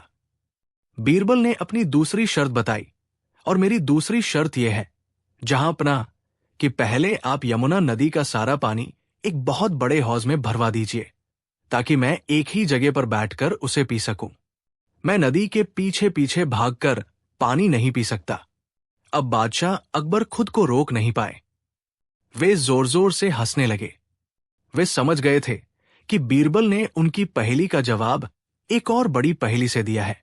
बीरबल ये कह रहे थे कि अगर आपकी शर्त पूरी हो सकती है तो मेरी भी हो सकती है, और अगर मेरी शर्तें असंभव है तो आपकी भी असंभव थी। अकबर अपने सिंहासन से उठे, नीचे आए और बीरबल को गले लगा लिया। उनकी आंखों में खुशी के आंसू थे। उन्होंने भरे दरबार के सामने अपनी गलती स्वीकार की। उन्होंने कहा, बीरबल, मुझे माफ कर दो। मैंने अहंकार में आकर तुम्हारी कद्र नहीं की। मैंने सोने को छोड़कर पीतल को चुन लिया था। तुम्हारे बिना ये सल्तनत, ये दरबार और ये बादशाह सब अधूरे हैं। आज से तुम फिर से इस सल्तनत के वजीर आज़म हो। हकीम मंसूर का सिर शर्म से झुक गया था। उसे समझ आ गया था कि सिर्फ किताबें रटने और तारीफ करने से कोई वजीर नहीं बन जाता। वजीर बनने के लिए बीरबल जैसी समझ, साहस और सच्चाई की जरूरत होती है। बीरबल ने मुस्कुराते हुए बादशाह का आदर स्वीकार किया। उन्होंने कहा, जहांपनाह, मैं आपसे कभी दूर गया ही नहीं था। मैं तो बस सही समय का इंतजार कर रहा था। उस दिन के बाद अकबर ने कभी भी चापलूसों की बातों में आकर अपने सच्चे दोस्तों पर शक नहीं किया। उन्हें यह सबक मिल चुका था कि एक राज्य की असली ताकत उसकी सेना या खजाने में नहीं, बल्कि उसके बुद्धिमान और निष्पक्ष सलाहकारों में होती है। दोस्तों, ये कहानी हमें क्या सिखाती है? ये कहानी हमें बताती है कि जीवन में उन लोगों की कद्र करनी चाहिए जो हमारी गलतियों पर पर्दा नहीं डालते, बल्कि हमें आईना दिखाते हैं। चापलूस लोग आपको कुछ समय के लिए खुशी दे सकते हैं, लेकिन सच्चे दोस्त और सलाहकार ही आपको मुश्किलों से बाहर निकालते हैं। अहंकार एक ऐसा नशा है जो इंसान से उसकी सबसे कीमती चीजें छीन लेता है, चाहे वो दोस्ती हो, विश्वास हो या सफलता हो। बीरबल की वापसी सिर्फ एक मंत्री की वापसी नहीं थी, ये बुद्धि की वापसी थी, न्याय की वापसी थी और सबसे बढ़कर एक सच्ची दोस्ती की वापसी थी। और इतिहास गवाह है, जब तक बीरबल अकबर के साथ रहे, मुगल सल्तनत का सूरज बुलंदी पर चमकता रहा। तो अगली बार जब कोई आपकी आलोचना करे, तो गुस्सा होने से पहले एक पल रुककर सोचिएगा। हो सकता है वो इंसान आपका हकीम मंसूर नहीं, बल्कि आपका बीरबल हो। कहानी सुनने के लिए आपका बहुत बहुत धन्यवाद। उम्मीद है कि ये किस्सा आपके दिल को छू गया होगा। कहानी 5। ये उन दिनों की बात है जब आगरा का किला मुगलिया सल्तनत की धड़कन हुआ करता था। बादशाह अकबर का दरबार अपनी भव्यता और अपने नवरत्नों के लिए मशहूर था। इन नवरत्नों में बीरबल और मुल्ला दो प्याजा, दो ऐसे सितारे थे जो एक ही आसमान में रहते थे, लेकिन एक दूसरे की चमक से हमेशा जलते थे। बीरबल अपनी बुद्धि और हाजिर जवाबी के लिए जाने जाते थे, तो मुल्ला दो प्याजा खुद को सल्तनत का सबसे बड़ा ज्ञानी और कला का पारखी समझते थे। मुल्ला जी को अपनी दो चीजों पर बहुत घमंड था। एक, उनका ज्ञान, जिसे बीरबल की बुद्धि अक्सर फीका कर देती थी, और दूसरा, उनकी पाक कला, यानी खाना बनाने की कला। मुल्ला जी का दावा था कि उनके हाथ में ऐसा जादू है कि वे साधारण से प्याज से भी ऐसी लजीज चीज बना सकते हैं जिसे खाकर फरिश्ते भी जमीन पर उतर आए। इसीलिए तो उनका नाम दो प्याजा पड़ा था। उन्हें इस बात का बहुत घमंड था कि भले ही बीरबल दिमागी मामलों में उनसे आगे हो, लेकिन जब बात दस्तरखान की आती है तो उनके सामने कोई नहीं टिक सकता। वे अक्सर दरबार में अपनी बनाई हुई डिशेज के किस्से सुनाते। जहांपनाह, कल मैंने ऐसा कोरमा बनाया था कि उसकी खुशबू से पड़ोसियों की नींद उड़ गई। या हुजूर, मेरे हाथ की बिरयानी में चावल का हर दाना मोती की तरह खिलता है। बीरबल उनकी इन बातों को सुनते और बस मंद मंद मुस्कुरा देते। बीरबल की ये खामोश मुस्कान मुल्ला जी के दिल में तीर की तरह चुभती थी। उन्हें लगता था कि बीरबल उनकी कला का अपमान कर रहा है। उन्होंने मन ही मन ठान लिया था कि वे एक दिन बीरबल को अपनी पाक कला का ऐसा जौहर दिखाएंगे कि उसकी बोलती हमेशा के लिए बंद हो जाएगी। और वो मौका उन्हें जल्द ही मिल गया। एक दिन दरबार में शाही खानसामे की बनाई एक नई डिश पर चर्चा हो रही थी। बादशाह अकबर ने उसकी बड़ी तारीफ की। ये सुनकर मुल्ला दो प्याजा से रहा नहीं गया। वे अपनी जगह से उठे और बोले, जहांपनाह, शाही खानसामा यकीनन बहुत काबिल है, लेकिन असली लज्जत तो तब होती है जब खाना दिल से बनाया जाए, सिर्फ हुनर से नहीं। अगर आप इजाजत दें तो मैं एक दिन पूरे दरबार को अपने घर पर एक ऐसी दावत देना चाहता हूं जिसे आप सब जिंदगी भर नहीं भूल पाएंगे। मैं आपको दिखाऊंगा कि असली खाना क्या होता है। मुल्ला की इस चुनौती भरी पेशकश में एक अहंकार था जो बादशाह अकबर ने तुरंत भांप लिया। उन्होंने मुस्कुराते हुए कहा, क्यों नहीं मुल्ला जी, हमें आपकी कला का स्वाद चखने में बहुत खुशी होगी। दिन और समय आप तय कर लीजिए। मुल्ला का सीना गर्व से चौड़ा हो गया। उन्होंने एक तिरछी नजर बीरबल पर डाली और कहा, अगले जुमे की रात को आप सभी मेरे गरीब खाने पर तशरीफ लाएं। और हां, बीरबल जी, आप जरूर आइएगा। मुझे उम्मीद है कि मेरी बनाई चीजें आपकी साधारण समझ में आ जाएंगी। ये एक सीधा सीधा ताना था। बीरबल ने बस सिर झुकाकर निमंत्रण स्वीकार कर लिया। अब तो मुल्ला दो प्याजा तैयारियों में ऐसे जुटे जैसे कोई राजा जंग की तैयारी कर रहा हो। उन्होंने हिंदुस्तान के कोने कोने से बेहतरीन मसाले मंगवाए। कश्मीर से केसर, दक्षिण से इलायची, ईरान से सूखे मेवे। उन्होंने अपने घर को दुल्हन की तरह सजवाया। कीमती कालीन बिछवाए, चांदी के बर्तन निकलवाए और पूरे घर को गुलाब जल की खुशबू से महका दिया। उनका एक ही मकसद था, ये दावत सिर्फ एक दावत नहीं, बल्कि उनकी महानता का एक प्रदर्शन होनी चाहिए। आखिरकार वो रात आ ही गई। बादशाह अकबर अपने चुनिंदा दरबारियों के साथ मुल्ला दो प्याजा की हवेली पहुंचे। हवेली की शानो शौकत देखकर वे भी हैरान रह गए। मुल्ला जी शाही अंदाज में दरवाजे पर खड़े सबका स्वागत कर रहे थे। वे बीरबल को देखकर व्यंग्य से मुस्कुराए। आइए, आइए बीरबल जी, आज दिमागी कसरत छोड़कर जरा जबान को कष्ट दीजिए। बीरबल ने बस मुस्कुराकर जवाब दिया, मुल्ला जी, जबान तो दिल का रास्ता होती है। देखते हैं आज आपका दस्तरखान हमारे दिलों तक पहुंच पाता है या नहीं। अंदर का नजारा तो और भी भव्य था। दस्तरखान सजा हुआ था। उस पर एक से बढ़कर एक लजीज पकवान रखे थे। मूर्ग मुसल्लम, जिसकी टांग सोने के वर्क से सजी थी। नरगिसी कोफ्ते, जो देखने में किसी कलाकृति जैसे लग रहे थे। मोतियों जैसी चमकती हुई बिरयानी, जिसकी खुशबू पूरे हॉल में फैली हुई थी। और हां, प्याज के अनगिनत प्रकार के व्यंजन जो मुल्ला जी की खासियत थे। मुल्ला जी एक एक पकवान के पास जाकर उसकी खासियत बता रहे थे। जहां पनाह, ये शाही दो प्याजाद है। इसे पकाने में पूरे 6 घंटे लगे हैं। और ये नरगिसी शीरमाल है। इसे बनाने के लिए दूध की जगह बादाम के अर्क का इस्तेमाल किया गया है। दरबारी तो खाना देखकर ही दीवाने हुए जा रहे थे। जैसे ही खाने की इजाजत मिली, सब टूट पड़े। हर कोई खा रहा था और वाह कर रहा था। वाह मुल्ला जी, क्या हाथ है आपका। ऐसा खाना तो हमने अपनी जिंदगी में नहीं खाया। आप तो खानसा में नहीं, जादूगर है। बादशाह अकबर भी खाने का लुत्फ उठा रहे थे। वाकई खाना बहुत स्वादिष्ट था। मुल्ला दो प्याजा का चेहरा गर्व से चमक रहा था।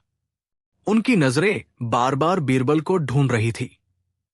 लेकिन बीरबल बहुत शांति से खाना खा रहे थे। उनके चेहरे पर कोई खास भाव नहीं था। न तो वे तारीफ कर रहे थे, न ही कोई कमी निकाल रहे थे। वे बस चुपचाप धीरे धीरे खा रहे थे, जैसे वे किसी गहरी सोच में डूबे हों। बीरबल की ये खामोशी मुल्ला जी को बेचैन कर रही थी। उन्हें हजारों तारीफें मिल रही थी, लेकिन जिस एक शख्स की प्रतिक्रिया का उन्हें इंतजार था, वो चुप था। ये चुप्पी किसी भी आलोचना से ज्यादा चुभने वाली थी। जब खाना लगभग खत्म हो गया, तो बादशाह अकबर ने भी बीरबल की खामोशी को भांप लिया। उन्होंने पूछा, बीरबल, तुम इतने चुप क्यों हो? क्या तुम्हें मुल्ला जी का खाना पसंद नहीं आया? देखो, पूरा दरबार इनकी कला की तारीफ कर रहा है।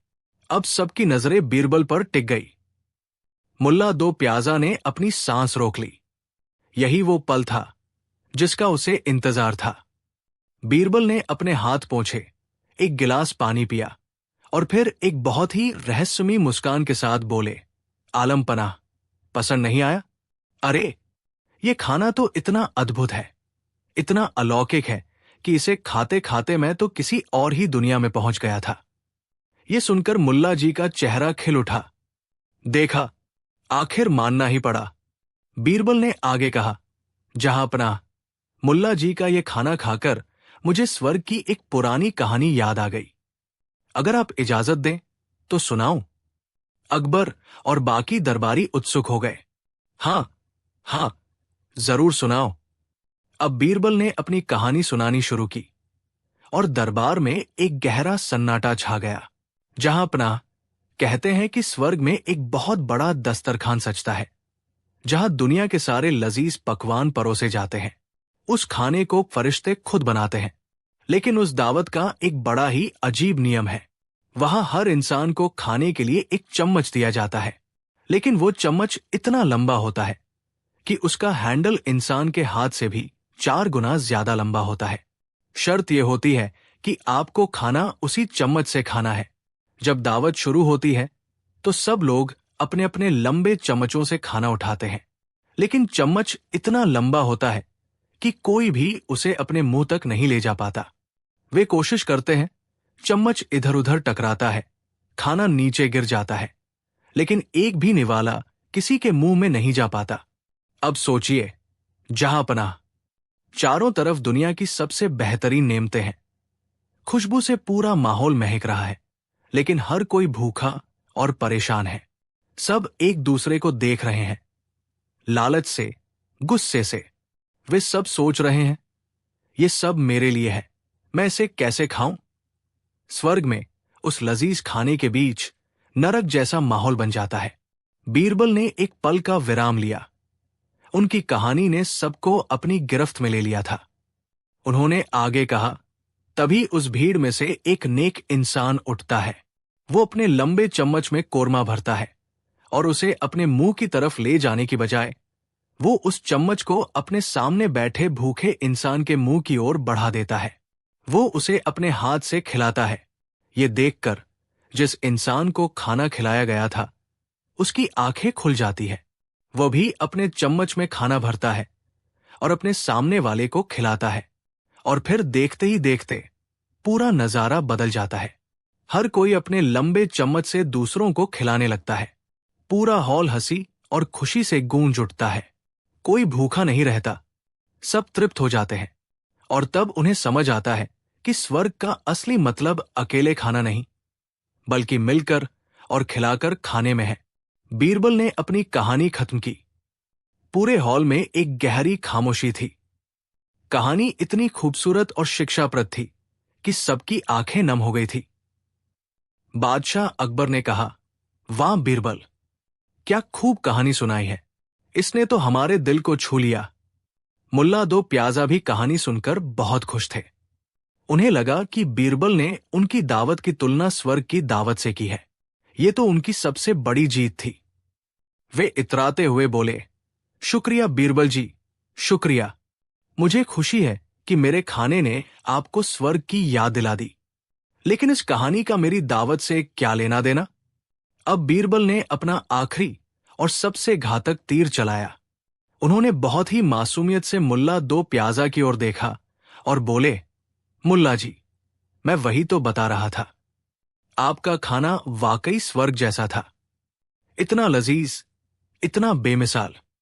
इसे खाते हुए मुझे सच में लगा कि मैं उसी स्वर्ग की दावत में बैठा हूं। हर तरफ नेमते ही नेमते थी। बीरबल एक पल के लिए रुके और फिर उन्होंने अपनी आवाज को थोड़ा धीमा करते हुए कहा, लेकिन फिर मैंने अपनी नजर उठाकर चारों तरफ देखा तो पाया कि यहां तो हर कोई अपने अपने हाथ से खुद को ही खिलाने में लगा हुआ है। बीरबल ने एक और गहरा विराम लिया और अपना वाक्य पूरा किया, और तब मुझे एहसास हुआ, मुल्ला जी, कि आपकी इस स्वर्ग जैसी दावत में सब कुछ था, सिवाय स्वर्ग के। ये सुनना था कि पूरे हॉल में जैसे बिजली कौंध गई। बीरबल के इन आखिरी शब्दों का मतलब इतना गहरा और इतना तीखा था कि मुल्ला दो प्याजा का चेहरा देखने लायक था। उनका खिला हुआ चेहरा पहले लाल हुआ, फिर पीला और फिर बिल्कुल सफेद पड़ गया। बीरबल ने क्या कहा था?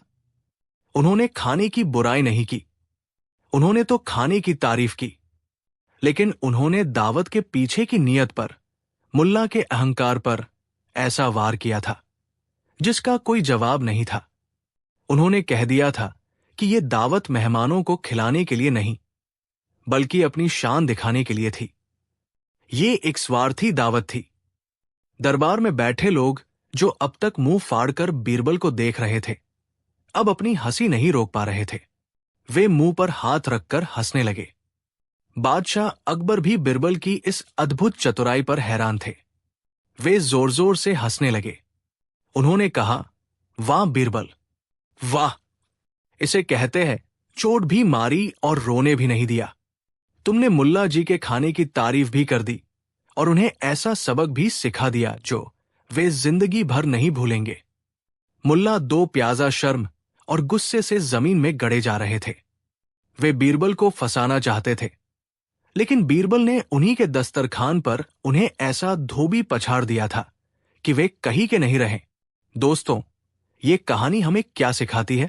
यह हमें सिखाती है कि किसी भी काम के पीछे की नीयत उस काम से ज्यादा महत्वपूर्ण होती है।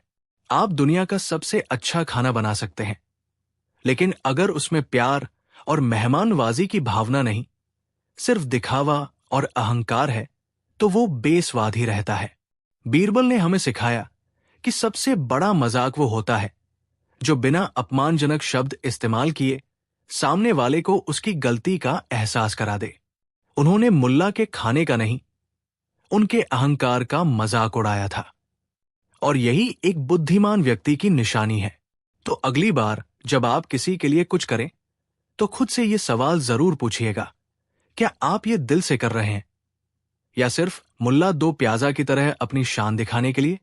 कहानी सुनने के लिए आपका बहुत बहुत धन्यवाद। कहानी 6। ये उन दिनों की बात है जब मुगल सल्तनत का वैभव अपने चरम पर था। बादशाह अकबर का दरबार न्याय और बुद्धिमानी का केंद्र माना जाता था। लेकिन जहां रोशनी होती है, वहां परछाइयां भी होती है। अकबर के दरबार में कई ऐसे अमीर और दरबारी थे जो बीरबल की बादशाह से नजदीकी, उनकी बढ़ती शोहरत और उनकी बेमिसाल अक्लमंदी से अंदर ही अंदर जलते थे।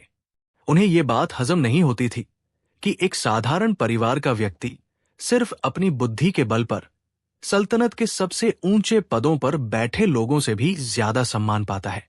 इन्हीं जलने वालों में सबसे आगे था मीर तासिम। मीर तासिम एक पुराने और खानदानी अमीर का बेटा था। वो खुद को सल्तनत का एक मजबूत स्तंभ समझता था। उसे लगता था कि बादशाह के सबसे करीब रहने का हक उसका है, बीरबल का नहीं। वो हर रोज बीरबल को नीचा दिखाने का मौका ढूंढता, लेकिन बीरबल हर बार अपनी हाजिर जवाबी से उसकी बोलती बंद कर देते थे। अपनी लगातार होती बेइज्जती से मीर तासिम के दिल में नधरत की आग और भी भड़क उठी थी। उसने कसम खा ली थी कि वो एक दिन बीरबल को बादशाह की नजरों से ऐसा गिराएगा कि वो फिर कभी उठ नहीं पाएगा। उसे ये मौका जल्द ही मिल गया। दरबार में एक पेचीदा मामला आया। आगरा के एक बड़े कपड़ा व्यापारी सेठ धर्मदास और सूरत से आए एक जौहरी हीराचंद के बीच एक व्यापारिक सौदे को लेकर विवाद हो गया था। मामला हजारों सोने की मोहरों का था और दोनों के पास अपने अपने सबूत थे। मामला इतना उलझा हुआ था कि कई दिनों तक दरबारी इस पर बहस करते रहे, लेकिन कोई नतीजा नहीं निकला। अंत में बादशाह ने यह मामला बीरबल को सौंप दिया। बीरबल ने दोनों पक्षों को ध्यान से सुना, उनके द्वारा पेश किए गए कागजातों की बारीकी से जांच की और कुछ ऐसे सवाल पूछे जिनके जवाबों ने दूध का दूध और पानी का पानी कर दिया। बीरबल ने साबित कर दिया कि सूरत का जौहरी हीराचंद धोखेबाज था और सेठ धर्मदास निर्दोष। बीरबल के न्याय की पूरे दरबार ने सराहना की। बादशाह अकबर भी बहुत प्रसन्न हुए। सेठ धर्मदास ने बीरबल को धन्यवाद दिया और हीराचंद को उसकी धोखाधड़ी के लिए दंडित किया गया। ये सब मीर तासिम देख रहा था। उसने देखा कि हीराचंद का चेहरा गुस्से और बदले की आग से लाल था। मीर तासिम को अपना मोहरा मिल चुका था। उसी रात वो भेष बदलकर हीराचंद के ठिकाने पर पहुंचा। हीराचंद ने उसे देखकर कहा, कौन हो तुम? मीर तासिम ने अपना नकाब हटाया और कहा, मैं तुम्हारा दोस्त हूं। मैं जानता हूं कि बीरबल ने तुम्हारे साथ अन्याय किया है। क्या तुम उससे बदला लेना चाहते हो? क्या तुम अपनी हारी हुई इज्जत और पैसा वापस पाना चाहते हो? हीराचंद की आंखों में चमक आ गई। उसने कहा, हां, मैं उस बीरबल को बर्बाद कर देना चाहता हूं, लेकिन मैं कर क्या सकता हूं? बादशाह भी उसी की सुनता है। मीर तासिम ने एक कुटिल मुस्कान के साथ कहा, तुम कुछ नहीं करोगे, जो करूंगा मैं करूंगा। तुम्हें बस मेरा साथ देना होगा। हम बीरबल पर रिश्वत लेने का इल्जाम लगाएंगे। और फिर मीर तासिम ने अपनी पूरी साजिश हीराचंद को समझाई। योजना बहुत ही शातिर और पुख्ता थी। योजना के अनुसार हीराचंद दरबार में जाकर ये दावा करेगा कि बीरबल ने उससे फैसला उसके हज में सुनाने के लिए 500 सोने की मोहरों की रिश्वत मांगी थी। जब उसने देने से इनकार कर दिया तो बीरबल ने फैसला सेठ धर्मदास के पक्ष में दे दिया और सबूत के तौर पर मीर तासिम खुद बीरबल के घर में चुपके से 500 मोहरों की एक थैली रखवा देगा, जिसे बाद में शाही सैनिकों द्वारा बरामद करवाया जाएगा। योजना एकदम सटीक थी। एक झूठा गवाह और एक मजबूत सबूत। बीरबल का बचना लगभग नामुमकिन था। अगले दिन जैसे ही दरबार शुरू हुआ, हीराचंद जार-जार रोता हुआ बादशाह के सामने पेश हुआ। उसने जमीन पर गिरकर कहा, दुहाई हो जहांपनाह, मेरे साथ अन्याय हुआ है। आपके सबसे भरोसेमंद वजीर ने मेरे साथ धोखा किया है। अकबर चौंके। क्या कह रहे हो तुम? साफ साफ बताओ। हीराचंद ने अपनी झूठी कहानी सुनानी शुरू की। उसने कहा, हुजूर, बीरबल ने मुझे अकेले में बुलवाया और कहा कि अगर मैं उन्हें 500 सोने की मोहरें दूं तो फैसला मेरे हज में होगा। मैं एक ईमानदार व्यापारी हूं, मैं रिश्वत कैसे दे सकता था? मेरे मना करने पर उन्होंने मुझे धमकी दी और अगले ही दिन फैसला सेठ धर्मदास के पक्ष में सुना दिया। हुजूर, इस सल्तनत में अब न्याय बिकने लगा है। ये सुनते ही दरबार में सन्नाटा छा गया। बीरबल पर रिश्वत का इल्जाम, ये तो कोई सोच भी नहीं सकता था। बीरबल, जो अपनी ईमानदारी के लिए जाने जाते थे, उन पर ऐसा घिनौना आरोप। बीरबल अपनी जगह पर शांत खड़े थे। उनके चेहरे पर कोई शिकन नहीं थी, मानो उन्हें पता हो कि ये सब क्या हो रहा है। तभी मीर तासिम अपनी जगह से उठा। उसने बड़े नाटकीय ढंग से कहा, जहांपनाह, ये एक बहुत ही संगीन इल्जाम है। बीरबल हमारे मित्र हैं, लेकिन सल्तनत का न्याय सबसे ऊपर है। मैं इस व्यापारी की बातों पर यकीन तो नहीं करना चाहता, लेकिन मेरे एक जासूस ने मुझे खबर दी है कि कल रात सेठ धर्मदास के मुनीम को बीरबल के घर के पास देखा गया था और उसके हाथ में एक भारी थैली थी। मुझे शक है कि सेठ धर्मदास ने बीरबल को रिश्वत दी है। अगर आप हुक्म दें तो अभी बीरबल के घर की तलाशी ली जाए। दूध का दूध और पानी का पानी हो जाएगा। अब अकबर के सामने धर्म संकट खड़ा हो गया था। एक तरफ उनका सबसे प्रिय मित्र और विश्वास पात्र बीरबल था और दूसरी तरफ सल्तनत के न्याय की प्रतिष्ठा। उनका दिल कह रहा था कि बीरबल ऐसा नहीं कर सकते, लेकिन एक बादशाह होने के नाते वे इस इल्जाम को नजरअंदाज भी नहीं कर सकते थे। उन्होंने भारी मन से आदेश दिया, ठीक है, शाही रक्षकों की एक टुकड़ी अभी बीरबल के घर जाएगी और तलाशी लेगी। बीरबल ने एक बार भी अपना मुंह नहीं खोला। उन्होंने खामोशी से अपनी सहमति दे दी। कुछ ही देर में रक्षक वापस लौटे। उनके सेनापति के हाथ में एक कपड़े की भारी थैली थी। उसने थैली को बादशाह के कदमों में रख दिया और कहा, आलमपनाह, ये थैली हमें बीरबल के शयन कक्ष में उनके संदूक के नीचे छिपाई हुई मिली। जैसे ही थैली खोली गई, उसमें से सोने की मोहरें छनछनाती हुई बाहर बिखर गई। पूरे दरबार की आंखें फटी की फटी रह गई। सबूत बीरबल के खिलाफ था, साफ और ठोस। हीराचंद और मीर तासिम के चेहरों पर जीत की मुस्कान थी। उन्हें लगा, आज बीरबल का खेल खत्म।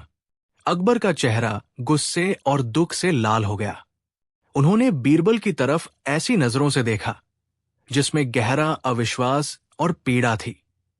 बीरबल, ये क्या है? क्या ये सच है? क्या तुमने हमारी दोस्ती, हमारे भरोसे का ये सिला दिया? पूरा दरबार बीरबल के जवाब का इंतजार कर रहा था।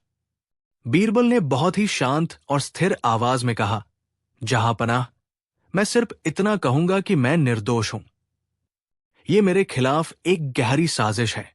अगर आप मुझे सिर्फ एक दिन की मोहलत दें तो मैं इस साजिश का पर्दाफाश कर दूंगा और असली गुनहगार को आपके सामने लाकर खड़ा कर दूंगा। मीर तासिम तुरंत बोला, एक दिन की मोहलत?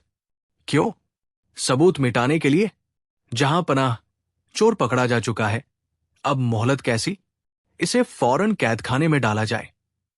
लेकिन अकबर के दिल के किसी कोने में अभी भी बीरबल के लिए विश्वास बाकी था। उन्होंने कहा, ठीक है बीरबल, हम तुम्हें 24 घंटे का समय देते हैं, लेकिन इस दौरान तुम शाही महल में नजरबंद रहोगे। अगर कल सूरज ढलने तक तुम अपनी बेगुनाही साबित नहीं कर पाए, तो तुम्हें सल्तनत के सबसे बड़े गद्दार की सजा मिलेगी। बीरबल को महल के एक कमरे में बंद कर दिया गया। मीर थासिम और उसके साथी जश्न मनाने लगे।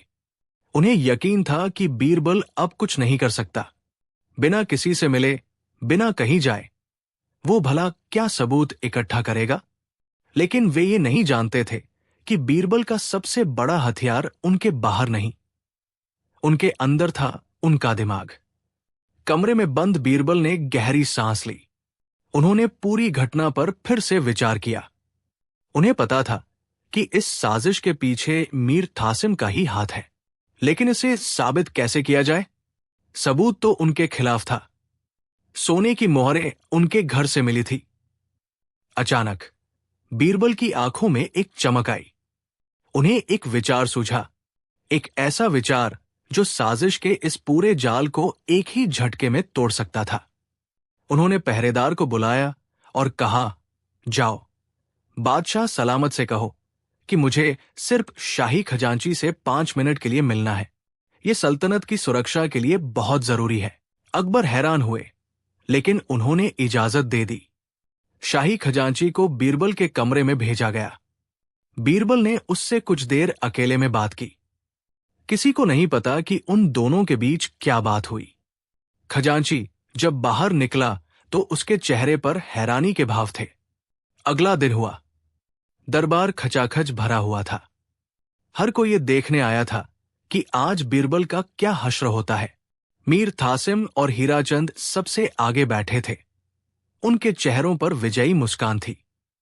बीरबल को दरबार में पेश किया गया। अकबर ने पूछा, बीरबल, समय पूरा हुआ, क्या तुम्हारे पास अपनी बेगुनाही का कोई सबूत है? बीरबल ने कहा, जी जहांपनाह, लेकिन सबूत दिखाने से पहले मैं इस व्यापारी हीराचंद से कुछ सवाल पूछना चाहता हूं। इजाजत मिलते ही बीरबल हीराचंद के पास गए और पूछा, हीराचंद, तुमने कहा कि मैंने तुमसे 500 सोने की मोहरों की रिश्वत मांगी थी, है ना? हीराचंद ने आत्मविश्वास से कहा, हां, बिल्कुल। बीरबल ने अगला सवाल किया, और तुमने ये भी कहा कि यह रिश्वत सेठ धर्मदास ने मुझे दी, जिसे मेरे घर से बरामद किया गया?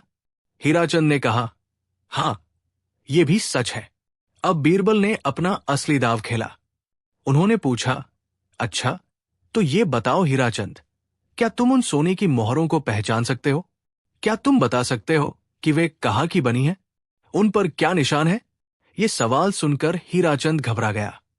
मीर थासिम ने उसे कहानी तो रटाई थी, लेकिन मोहरों के बारे में इतनी बारीक जानकारी नहीं दी थी। वो हकलाते हुए बोला, वो तो शाही मोहरें थी, सोने की, गोल। बीरबल मुस्कुराए। उन्होंने कहा, सिर्फ इतना? क्या तुम बता सकते हो कि वे इसी साल की नई ढली हुई मोहरें थी या पुरानी? हीराचंद पूरी तरह फंस चुका था। उसने तुक्का मारा, पुरानी। हां, पुरानी थी। बीरबल ने जोरदार ठहाका लगाया। बस जहांपनाह, चोर पकड़ा गया। उन्होंने बादशाह की ओर मुड़कर कहा, हुजूर, अब आप शाही खजांची को बुलाइए। खजांची दरबार में हाजिर हुआ। बीरबल ने उससे पूछा, खजांची जी, आप बताइए, क्या पिछले 1 महीने में शाही खजाने से किसी भी काम के लिए पुरानी मोहरें निकाली गई हैं? खजांची ने कहा, नहीं हुजूर। बादशाह सलामत के हुक्म के मुताबिक पिछले 2 महीनों से लेन देन के लिए सिर्फ टकसाल से आई नई मोहरों का ही इस्तेमाल हो रहा है, जिन पर एक खास शाही निशान भी है। अब बीरबल ने उस थैली की ओर इशारा किया और कहा, जहांपनाह, अब आप खुद इन मोहरों की जांच कीजिए। जब अकबर ने मोहरों को ध्यान से देखा तो उन पर टकसाल का ताजा शाही निशान सास चमक रहा था। वे एकदम नई थी। हीराचंद का झूठ पकड़ा जा चुका था। वो कह रहा था कि मोहरें पुरानी हैं, जबकि वे नई निकली।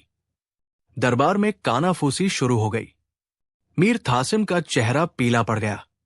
उसे लगा कि खेल बिगड़ रहा है, लेकिन बीरबल यही नहीं रुके।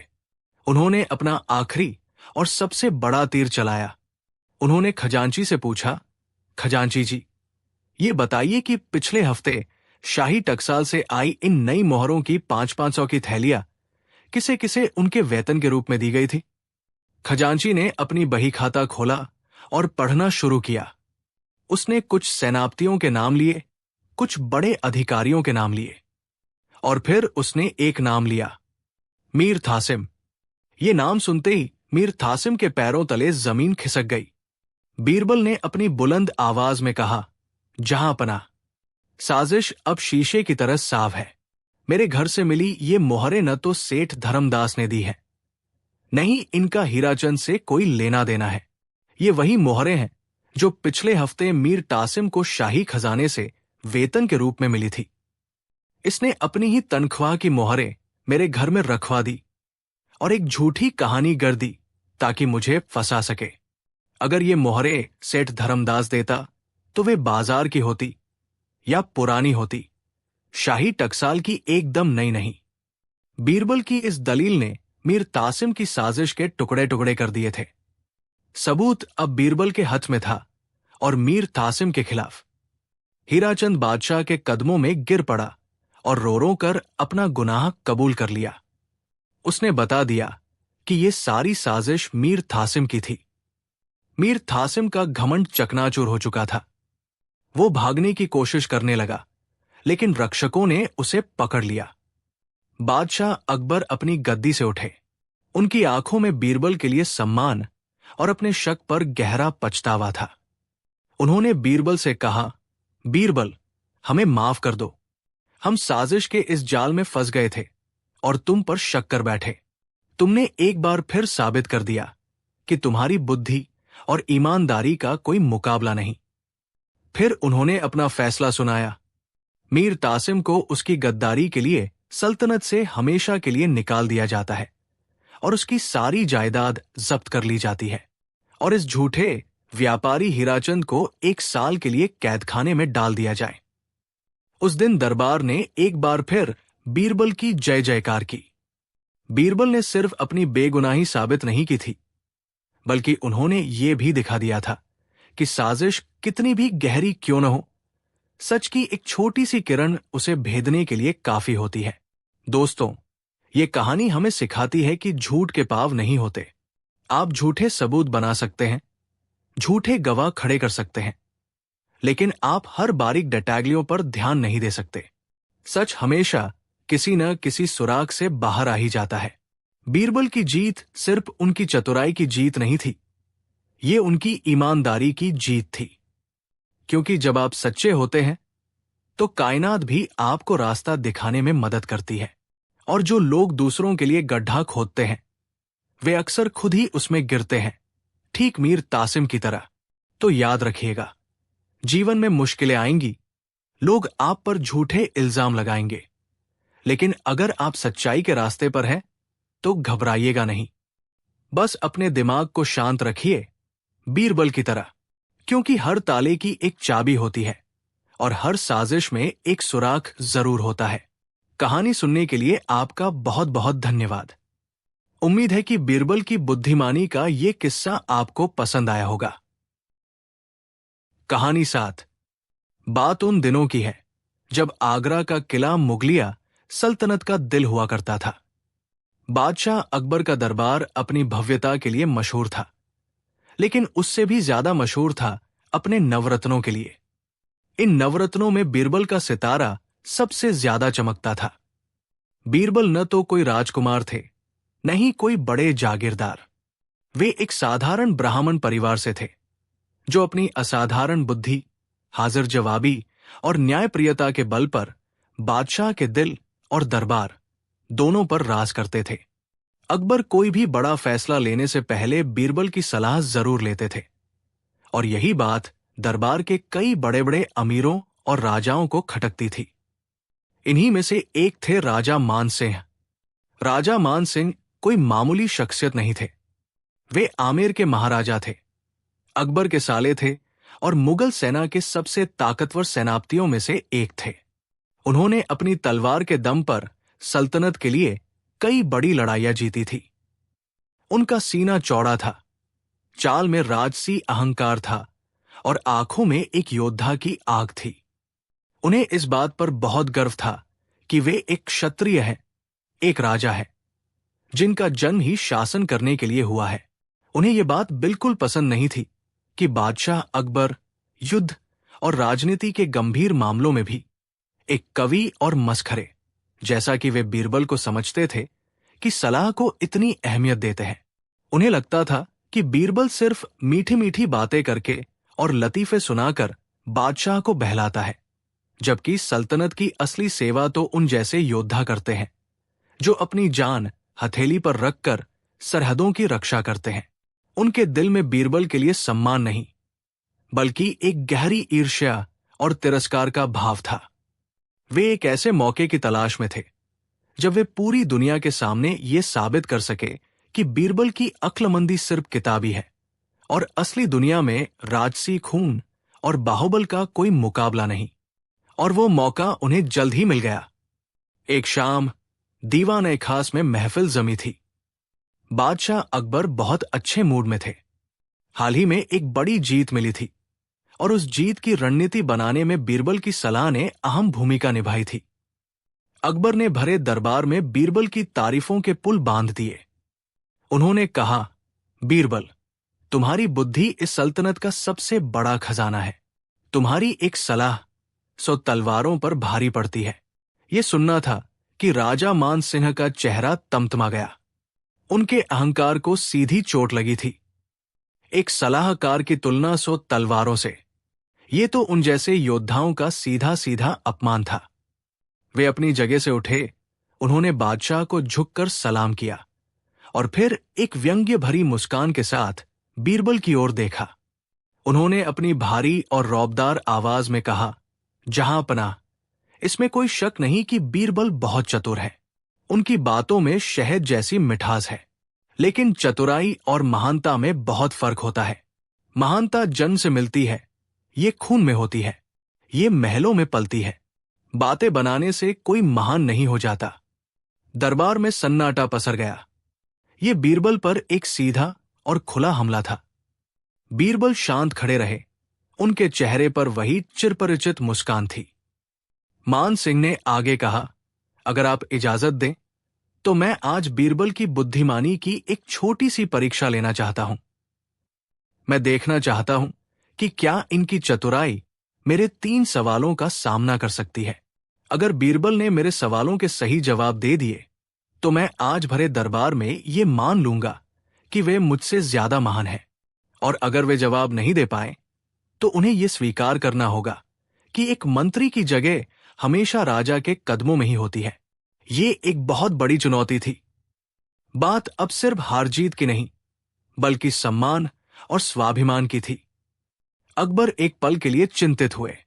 वे जानते थे कि मान सिंह कोई आसान सवाल नहीं पूछेंगे, लेकिन वे मान सिंह को नाराज भी नहीं कर सकते थे, क्योंकि वे सल्तनत के एक मजबूत स्तंभ थे। उन्होंने बीरबल की ओर देखा। बीरबल की आंखों में आत्मविश्वास था। बीरबल ने आगे बढ़कर कहा, राजा साहब, मुझे आपकी चुनौती स्वीकार है। पूछिए, आप क्या पूछना चाहते हैं? मान सिंह की आंखों में जीत की चमक आ गई। उन्हें लगा, आज बीरबल फंस गया। उन्होंने अपना पहला सवाल दागा, बीरबल, मेरा पहला सवाल सुनो। तुम्हें मुझे एक ऐसी चीज लाकर देनी है जो न तो इस धरती पर मिलती हो और न ही आसमान में। ये सवाल सुनकर दरबार में बैठे विद्वान भी सिर खुजलाने लगे। ये कैसी पहेली थी? दुनिया की हर चीज या तो धरती पर है या आसमान में। ऐसी कौन सी चीज हो सकती है जो दोनों जगह न हो? ये तो एक असंभव मांग थी। बीरबल ने एक पल सोचा और मुस्कुराकर कहा, राजा साहब, आपका हुक्म सर आंखों पर। मुझे इसके लिए कुछ दिनों की मोहलत चाहिए। मान सिंह हंसे, ठीक है, ले लो मोहलत, लेकिन याद रखना, जवाब के बिना दरबार में मत आना। फिर उन्होंने अपना दूसरा सवाल पूछा। मेरा दूसरा सवाल है, बीरबल, तुम्हें मुझे दुनिया का सबसे शक्तिशाली हथियार दिखाना है। एक ऐसा हथियार जो बिना खून बहाए दिलों को जीत ले, जो तलवारों और तोपों से भी ज्यादा ताकतवर हो। यह सवाल भी बहुत गहरा था। दरबारियों ने एक दूसरे की ओर देखा। किसी ने कहा, शायद ये प्रेम है। किसी ने कहा, शायद ये ज्ञान है। लेकिन कोई भी निश्चित नहीं था। बीरबल ने फिर से सिर झुकाया। मुझे आपका ये हुक्म भी मंजूर है। अब मान सिंह अपनी अंतिम और सबसे जहरीली चाल पर आए। ये सवाल नहीं, बल्कि बीरबल के आत्मसम्मान पर सीधा प्रहार था। उन्होंने बीरबल की आंखों में आंखें डालकर पूछा, और मेरा तीसरा और आखिरी सवाल, बीरबल, तुम्हें यह साबित करना होगा कि असली महान कौन है। एक राजा जो राज करने के लिए पैदा होता है, जिसके खून में सदियों की विरासत होती है, जैसे कि मैं, या फिर एक मंत्री जिसे एक राजा अपनी मेहरबानी से बनाता है, जैसे कि तुम। ये सवाल सुनते ही पूरे दरबार में एक सिहरन दौड़ गई। ये तो सीधी सीधी तुलना थी। इसका कोई भी जवाब खतरनाक हो सकता था। अगर बीरबल खुद को महान कहते तो ये बादशाह की तौहीन होती, और अगर वे राजा को महान कहते तो वे मान सिंह की चुनौती हार जाते। बीरबल एक ऐसे दोराहे पर खड़े थे जहां एक तरफ कुआं था और दूसरी तरफ खाई। अकबर का चेहरा भी गंभीर हो गया। उन्हें लगा कि मान सिंह ने बीरबल को बुरी तरह फंसा दिया है। बीरबल ने गहरी सांस ली। उनके चेहरे पर तनाव की एक भी लकीर नहीं थी। उन्होंने बहुत ही शांत भाव से कहा, राजा साहब, आपके तीनों सवाल बहुत गूढ़ हैं। मुझे इन तीनों का जवाब एक साथ देने के लिए 1 हफ्ते का समय चाहिए। 1 हफ्ते बाद इसी दरबार में मैं आपके हर सवाल का जवाब दूंगा। मान सिंह ने विजयी मुस्कान के साथ कहा, ठीक है, 1 हफ्ता। पूरा दरबार गवाह रहेगा। अगले 7 दिनों तक पूरे आगरा में यही चर्चा होती रही। लोग शर्त लगा रहे थे। ज्यादातर लोगों का मानना था कि इस बार बीरबल हार जाएंगे। मान सिंह के सवाल बहुत पेचीदा थे। बीरबल ने खुद को लगभग घर में बंद कर लिया। वे किसी से नहीं मिलते थे। उनके विरोधी खुश थे। उन्हें लग रहा था कि बीरबल की अक्ल ने जवाब दे दिया है। आखिरकार 1 हफ्ते बाद का वो दिन आया। दरबार खचाखच भरा हुआ था। तिल रखने की भी जगह नहीं थी। हर कोई ये देखने आया था कि आज क्या होने वाला है। राजा मान सिंह अपने पूरे राजसी ठाठबाट के साथ बैठे थे। उनके चेहरे पर आत्मविश्वास झलक रहा था। बादशाह अकबर अपने तख्त पर विराजमान थे। उनके मन में एक अजीब सी बेचैनी थी। तभी बीरबल ने दरबार में प्रवेश किया। वे बिल्कुल शांत थे। उनके हाथ में एक छोटी सी मटकी थी, जिसके मुंह पर कपड़ा बंधा हुआ था, और उनके दूसरे हाथ में एक बांसुरी थी। वे राजा मान सिंह के सामने आकर खड़े हुए। मान सिंह ने तंज कसा, तो बीरबल, 1 हफ्ता बीत गया। क्या तुम मेरे सवालों के जवाब लाए हो या अपनी हार स्वीकार करने आए हो? बीरबल ने मुस्कुराकर कहा, राजा साहब, जवाब तो समय के गर्भ में छुपे होते हैं। मैं तो बस उन्हें बाहर लाने का एक जरिया हूं। आपके पहले सवाल का जवाब इस मटकी में है। सबकी नजरें उस छोटी सी मटकी पर टिक गई। ऐसी क्या चीज थी उसमें जो न धरती पर थी न आसमान में? बीरबल ने मटकी के मुंह से कपड़ा हटाया और उसे मान सिंह के सामने उलट दिया। उसमें से थोड़ी सी राख निकली। मान सिंह गुस्से से बोले, ये क्या मजाक है? ये तो राख है। ये तो धरती पर मिलती है। बीरबल ने कहा, नहीं राजा साहब, ये साधारण राख नहीं है। ये एक झूठे इंसान के अहंकार की राख है। अहंकार हर इंसान के दिल में होता है, इस धरती पर। देवताओं में भी अहंकार होता है, आसमान में। लेकिन जब किसी झूठे इंसान का अहंकार सच्चाई की आग में जलकर राख हो जाता है, तो वो राख न तो धरती पर रहती है न आसमान में। वो सिर्फ एक सीख बनकर रह जाती है, एक विचार बनकर रह जाती है। ये वही चीज है जो कहीं नहीं मिलती। ये जवाब सुनकर मान सिंह निशब्द रह गए। ये एक ऐसा दार्शनिक जवाब था जिसे काटा नहीं जा सकता था। दरबार में बैठे विद्वानों ने बीरबल की बुद्धि की दाद दी। अब मान सिंह ने खुद को संभालते हुए कहा, ठीक है, मान लिया। अब मेरे दूसरे सवाल का जवाब दो। कहाँ है दुनिया का सबसे शक्तिशाली हथियार? बीरबल ने अपनी बांसुरी उठाई। उन्होंने उसे अपने होठों से लगाया और एक ऐसी मधुर धुन छेड़ी जिसे सुनकर पूरा दरबार मंत्रमुग्ध हो गया। उस धुन में इतनी मिठास, इतना दर्द, इतनी शांति थी कि लोगों की आंखों में आंसू आ गए। गुस्सैल दरबारी शांत हो गए। हवा में तैरती नधरत पिघलने लगी।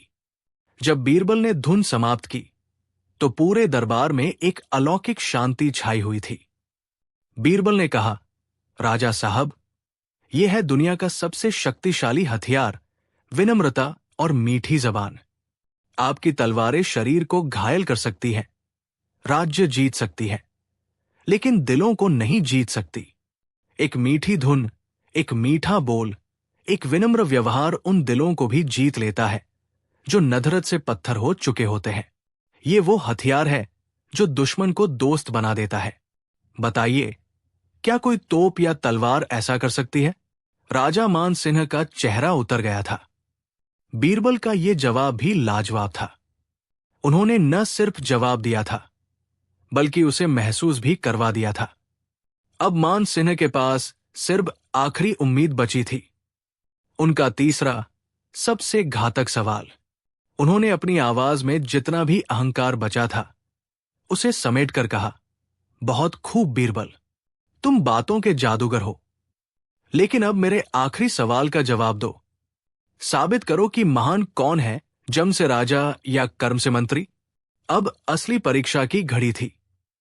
पूरा दरबार सांस रोके बीरबल को देख रहा था। बीरबल ने बादशाह अकबर की ओर देखा, फिर राजा मान सिंह की ओर, और फिर पूरे दरबार पर एक नजर डाली। उन्होंने बहुत ही विनम्रता से लेकिन दृढ़ता से कहना शुरू किया, राजा साहब, आपका सवाल ही गलत है।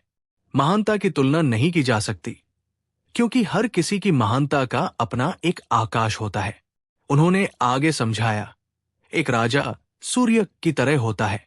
वो जन्म से ही तेजस्वी होता है। उसका काम पूरी दुनिया को रोशनी देना, अपनी प्रजा का पालन पोषण करना है। सूर्य किसी से प्रकाश नहीं लेता, वो स्वयं प्रकाश का स्रोत है। उसकी महानता उसके होने में है। आप सूर्य की तरह हैं, राजा साहब, जो राज करने के लिए ही जन्मे हैं। ये सुनकर मान सिंह के चेहरे पर थोड़ी चमक लौटी। उन्हें लगा कि बीरबल हार मान रहे हैं, लेकिन बीरबल ने अपनी बात आगे बढ़ाई, और एक मंत्री, एक सच्चा सलाहकार चंद्रमा की तरह होता है। चंद्रमा के पास अपना कोई प्रकाश नहीं होता, वो सूर्य से ही प्रकाश लेकर चमकता है। उसका काम है घने अंधेरे में, जब सूर्य अस्त हो जाए, तब उसकी रोशनी को दुनिया तक पहुंचाना, भटके हुए को राह दिखाना। चंद्रमा कभी सूर्य की जगह लेने की कोशिश नहीं कर सकता। उसकी महानता सूर्य के प्रकाश को प्रतिबिंबित करने और अंधेरे को दूर करने में है। अब बीरबल ने अपनी बात का सार प्रस्तुत किया, तो बताइए राजा साहब, क्या आप कह सकते हैं कि सूर्य और चंद्रमा में से कौन ज्यादा महान है? दोनों का अपना अपना महत्व है। सूर्य के बिना चंद्रमा का कोई अस्तित्व नहीं, लेकिन घनी काली रातों में चंद्रमा के बिना दुनिया अंधेरी रह जाएगी। एक राजा महान है क्योंकि वो शक्ति का स्रोत है, और एक मंत्री महान है क्योंकि वह उस शक्ति का सही इस्तेमाल सुनिश्चित करता है। दोनों एक दूसरे के पूरक हैं। किसी एक के बिना सल्तनत का रथ नहीं चल सकता। बीरबल का यह जवाब सुनकर राजा मान सिंह हक्के बक्के रह गए। ये क्या था? बीरबल ने न तो खुद को बड़ा कहा, न उन्हें छोटा दिखाया। उन्होंने दोनों को अपनी अपनी जगह पर महान और एक दूसरे के लिए जरूरी बता दिया। उन्होंने मान सिंह के अहंकार को भी शांत कर दिया और अपने पद की गरिमा को भी स्थापित कर दिया। उन्होंने एक ऐसा जवाब दिया था जिससे बादशाह अकबर का सम्मान 100 गुना बढ़ गया था, क्योंकि उन्होंने खुद को चंद्रमा और बादशाह को सूर्य बताया था। पूरा दरबार वाहवा कर उठा। बादशाह अकबर अपनी गद्दी से उठ खड़े हुए। उनकी आंखों में बीरबल के लिए गर्व और सम्मान के आंसू थे। राजा मान सिंह अपनी जगह पर जड़ हो गए थे। आज पहली बार उन्हें एहसास हुआ कि बीरबल की ताकत उसकी जबान में नहीं, उसकी सोच में है। उन्होंने एक योद्धा की तरह सीधी लड़ाई लड़ने की कोशिश की, लेकिन बीरबल ने एक दार्शनिक की तरह पूरे युद्ध क्षेत्र को ही बदल दिया। मान सिंह अपनी जगह से उठे, धीरे धीरे चलकर बीरबल के पास आए। उन्होंने बीरबल के कंधे पर हाथ रखा और पहली बार उनकी आंखों में तिरस्कार नहीं, बल्कि सच्चा सम्मान था। उन्होंने कहा, बीरबल, आज मैं हार गया। मैं मानता हूं कि असली महानता न तो खून में होती है, न पद में। असली महानता इस सोच में होती है, जो जोड़ने का काम करे, तोड़ने का नहीं। तुमने आज मुझे हरा दिया। बीरबल ने विनम्रता से सिर झुकाकर कहा, नहीं राजा साहब, आज कोई नहीं हारा। आज समझ जीत गई है। दोस्तों, ये कहानी हमें सिखाती है कि दुनिया में हर किसी का अपना एक महत्व है। कोई किसी से छोटा या बड़ा नहीं होता। अहंकार और ईर्ष्या हमें अंधा कर देते हैं और हम दूसरों को नीचा दिखाने की कोशिश करने लगते हैं। लेकिन बुद्धि और विनम्रता वो रोशनी है जो हमें बताती है कि असली ताकत दूसरों को झुकाने में नहीं, बल्कि सबको साथ लेकर चलने में है। राजा मान सिंह तलवार के धनी थे, तो बीरबल दिमाग के। और जब दिमाग और तलवार एक दूसरे का सम्मान करने लगते हैं, तभी एक महान साम्राज्य का निर्माण होता है। तो अगली बार जब आप किसी को खुद से कमतर समझें, तो बीरबल की ये कहानी जरूर याद कीजिएगा। सूर्य अपनी जगह महान है और चंद्रमा अपनी जगह, दोनों की अपनी अपनी चमक है। कहानी सुनने के लिए आपका बहुत बहुत धन्यवाद।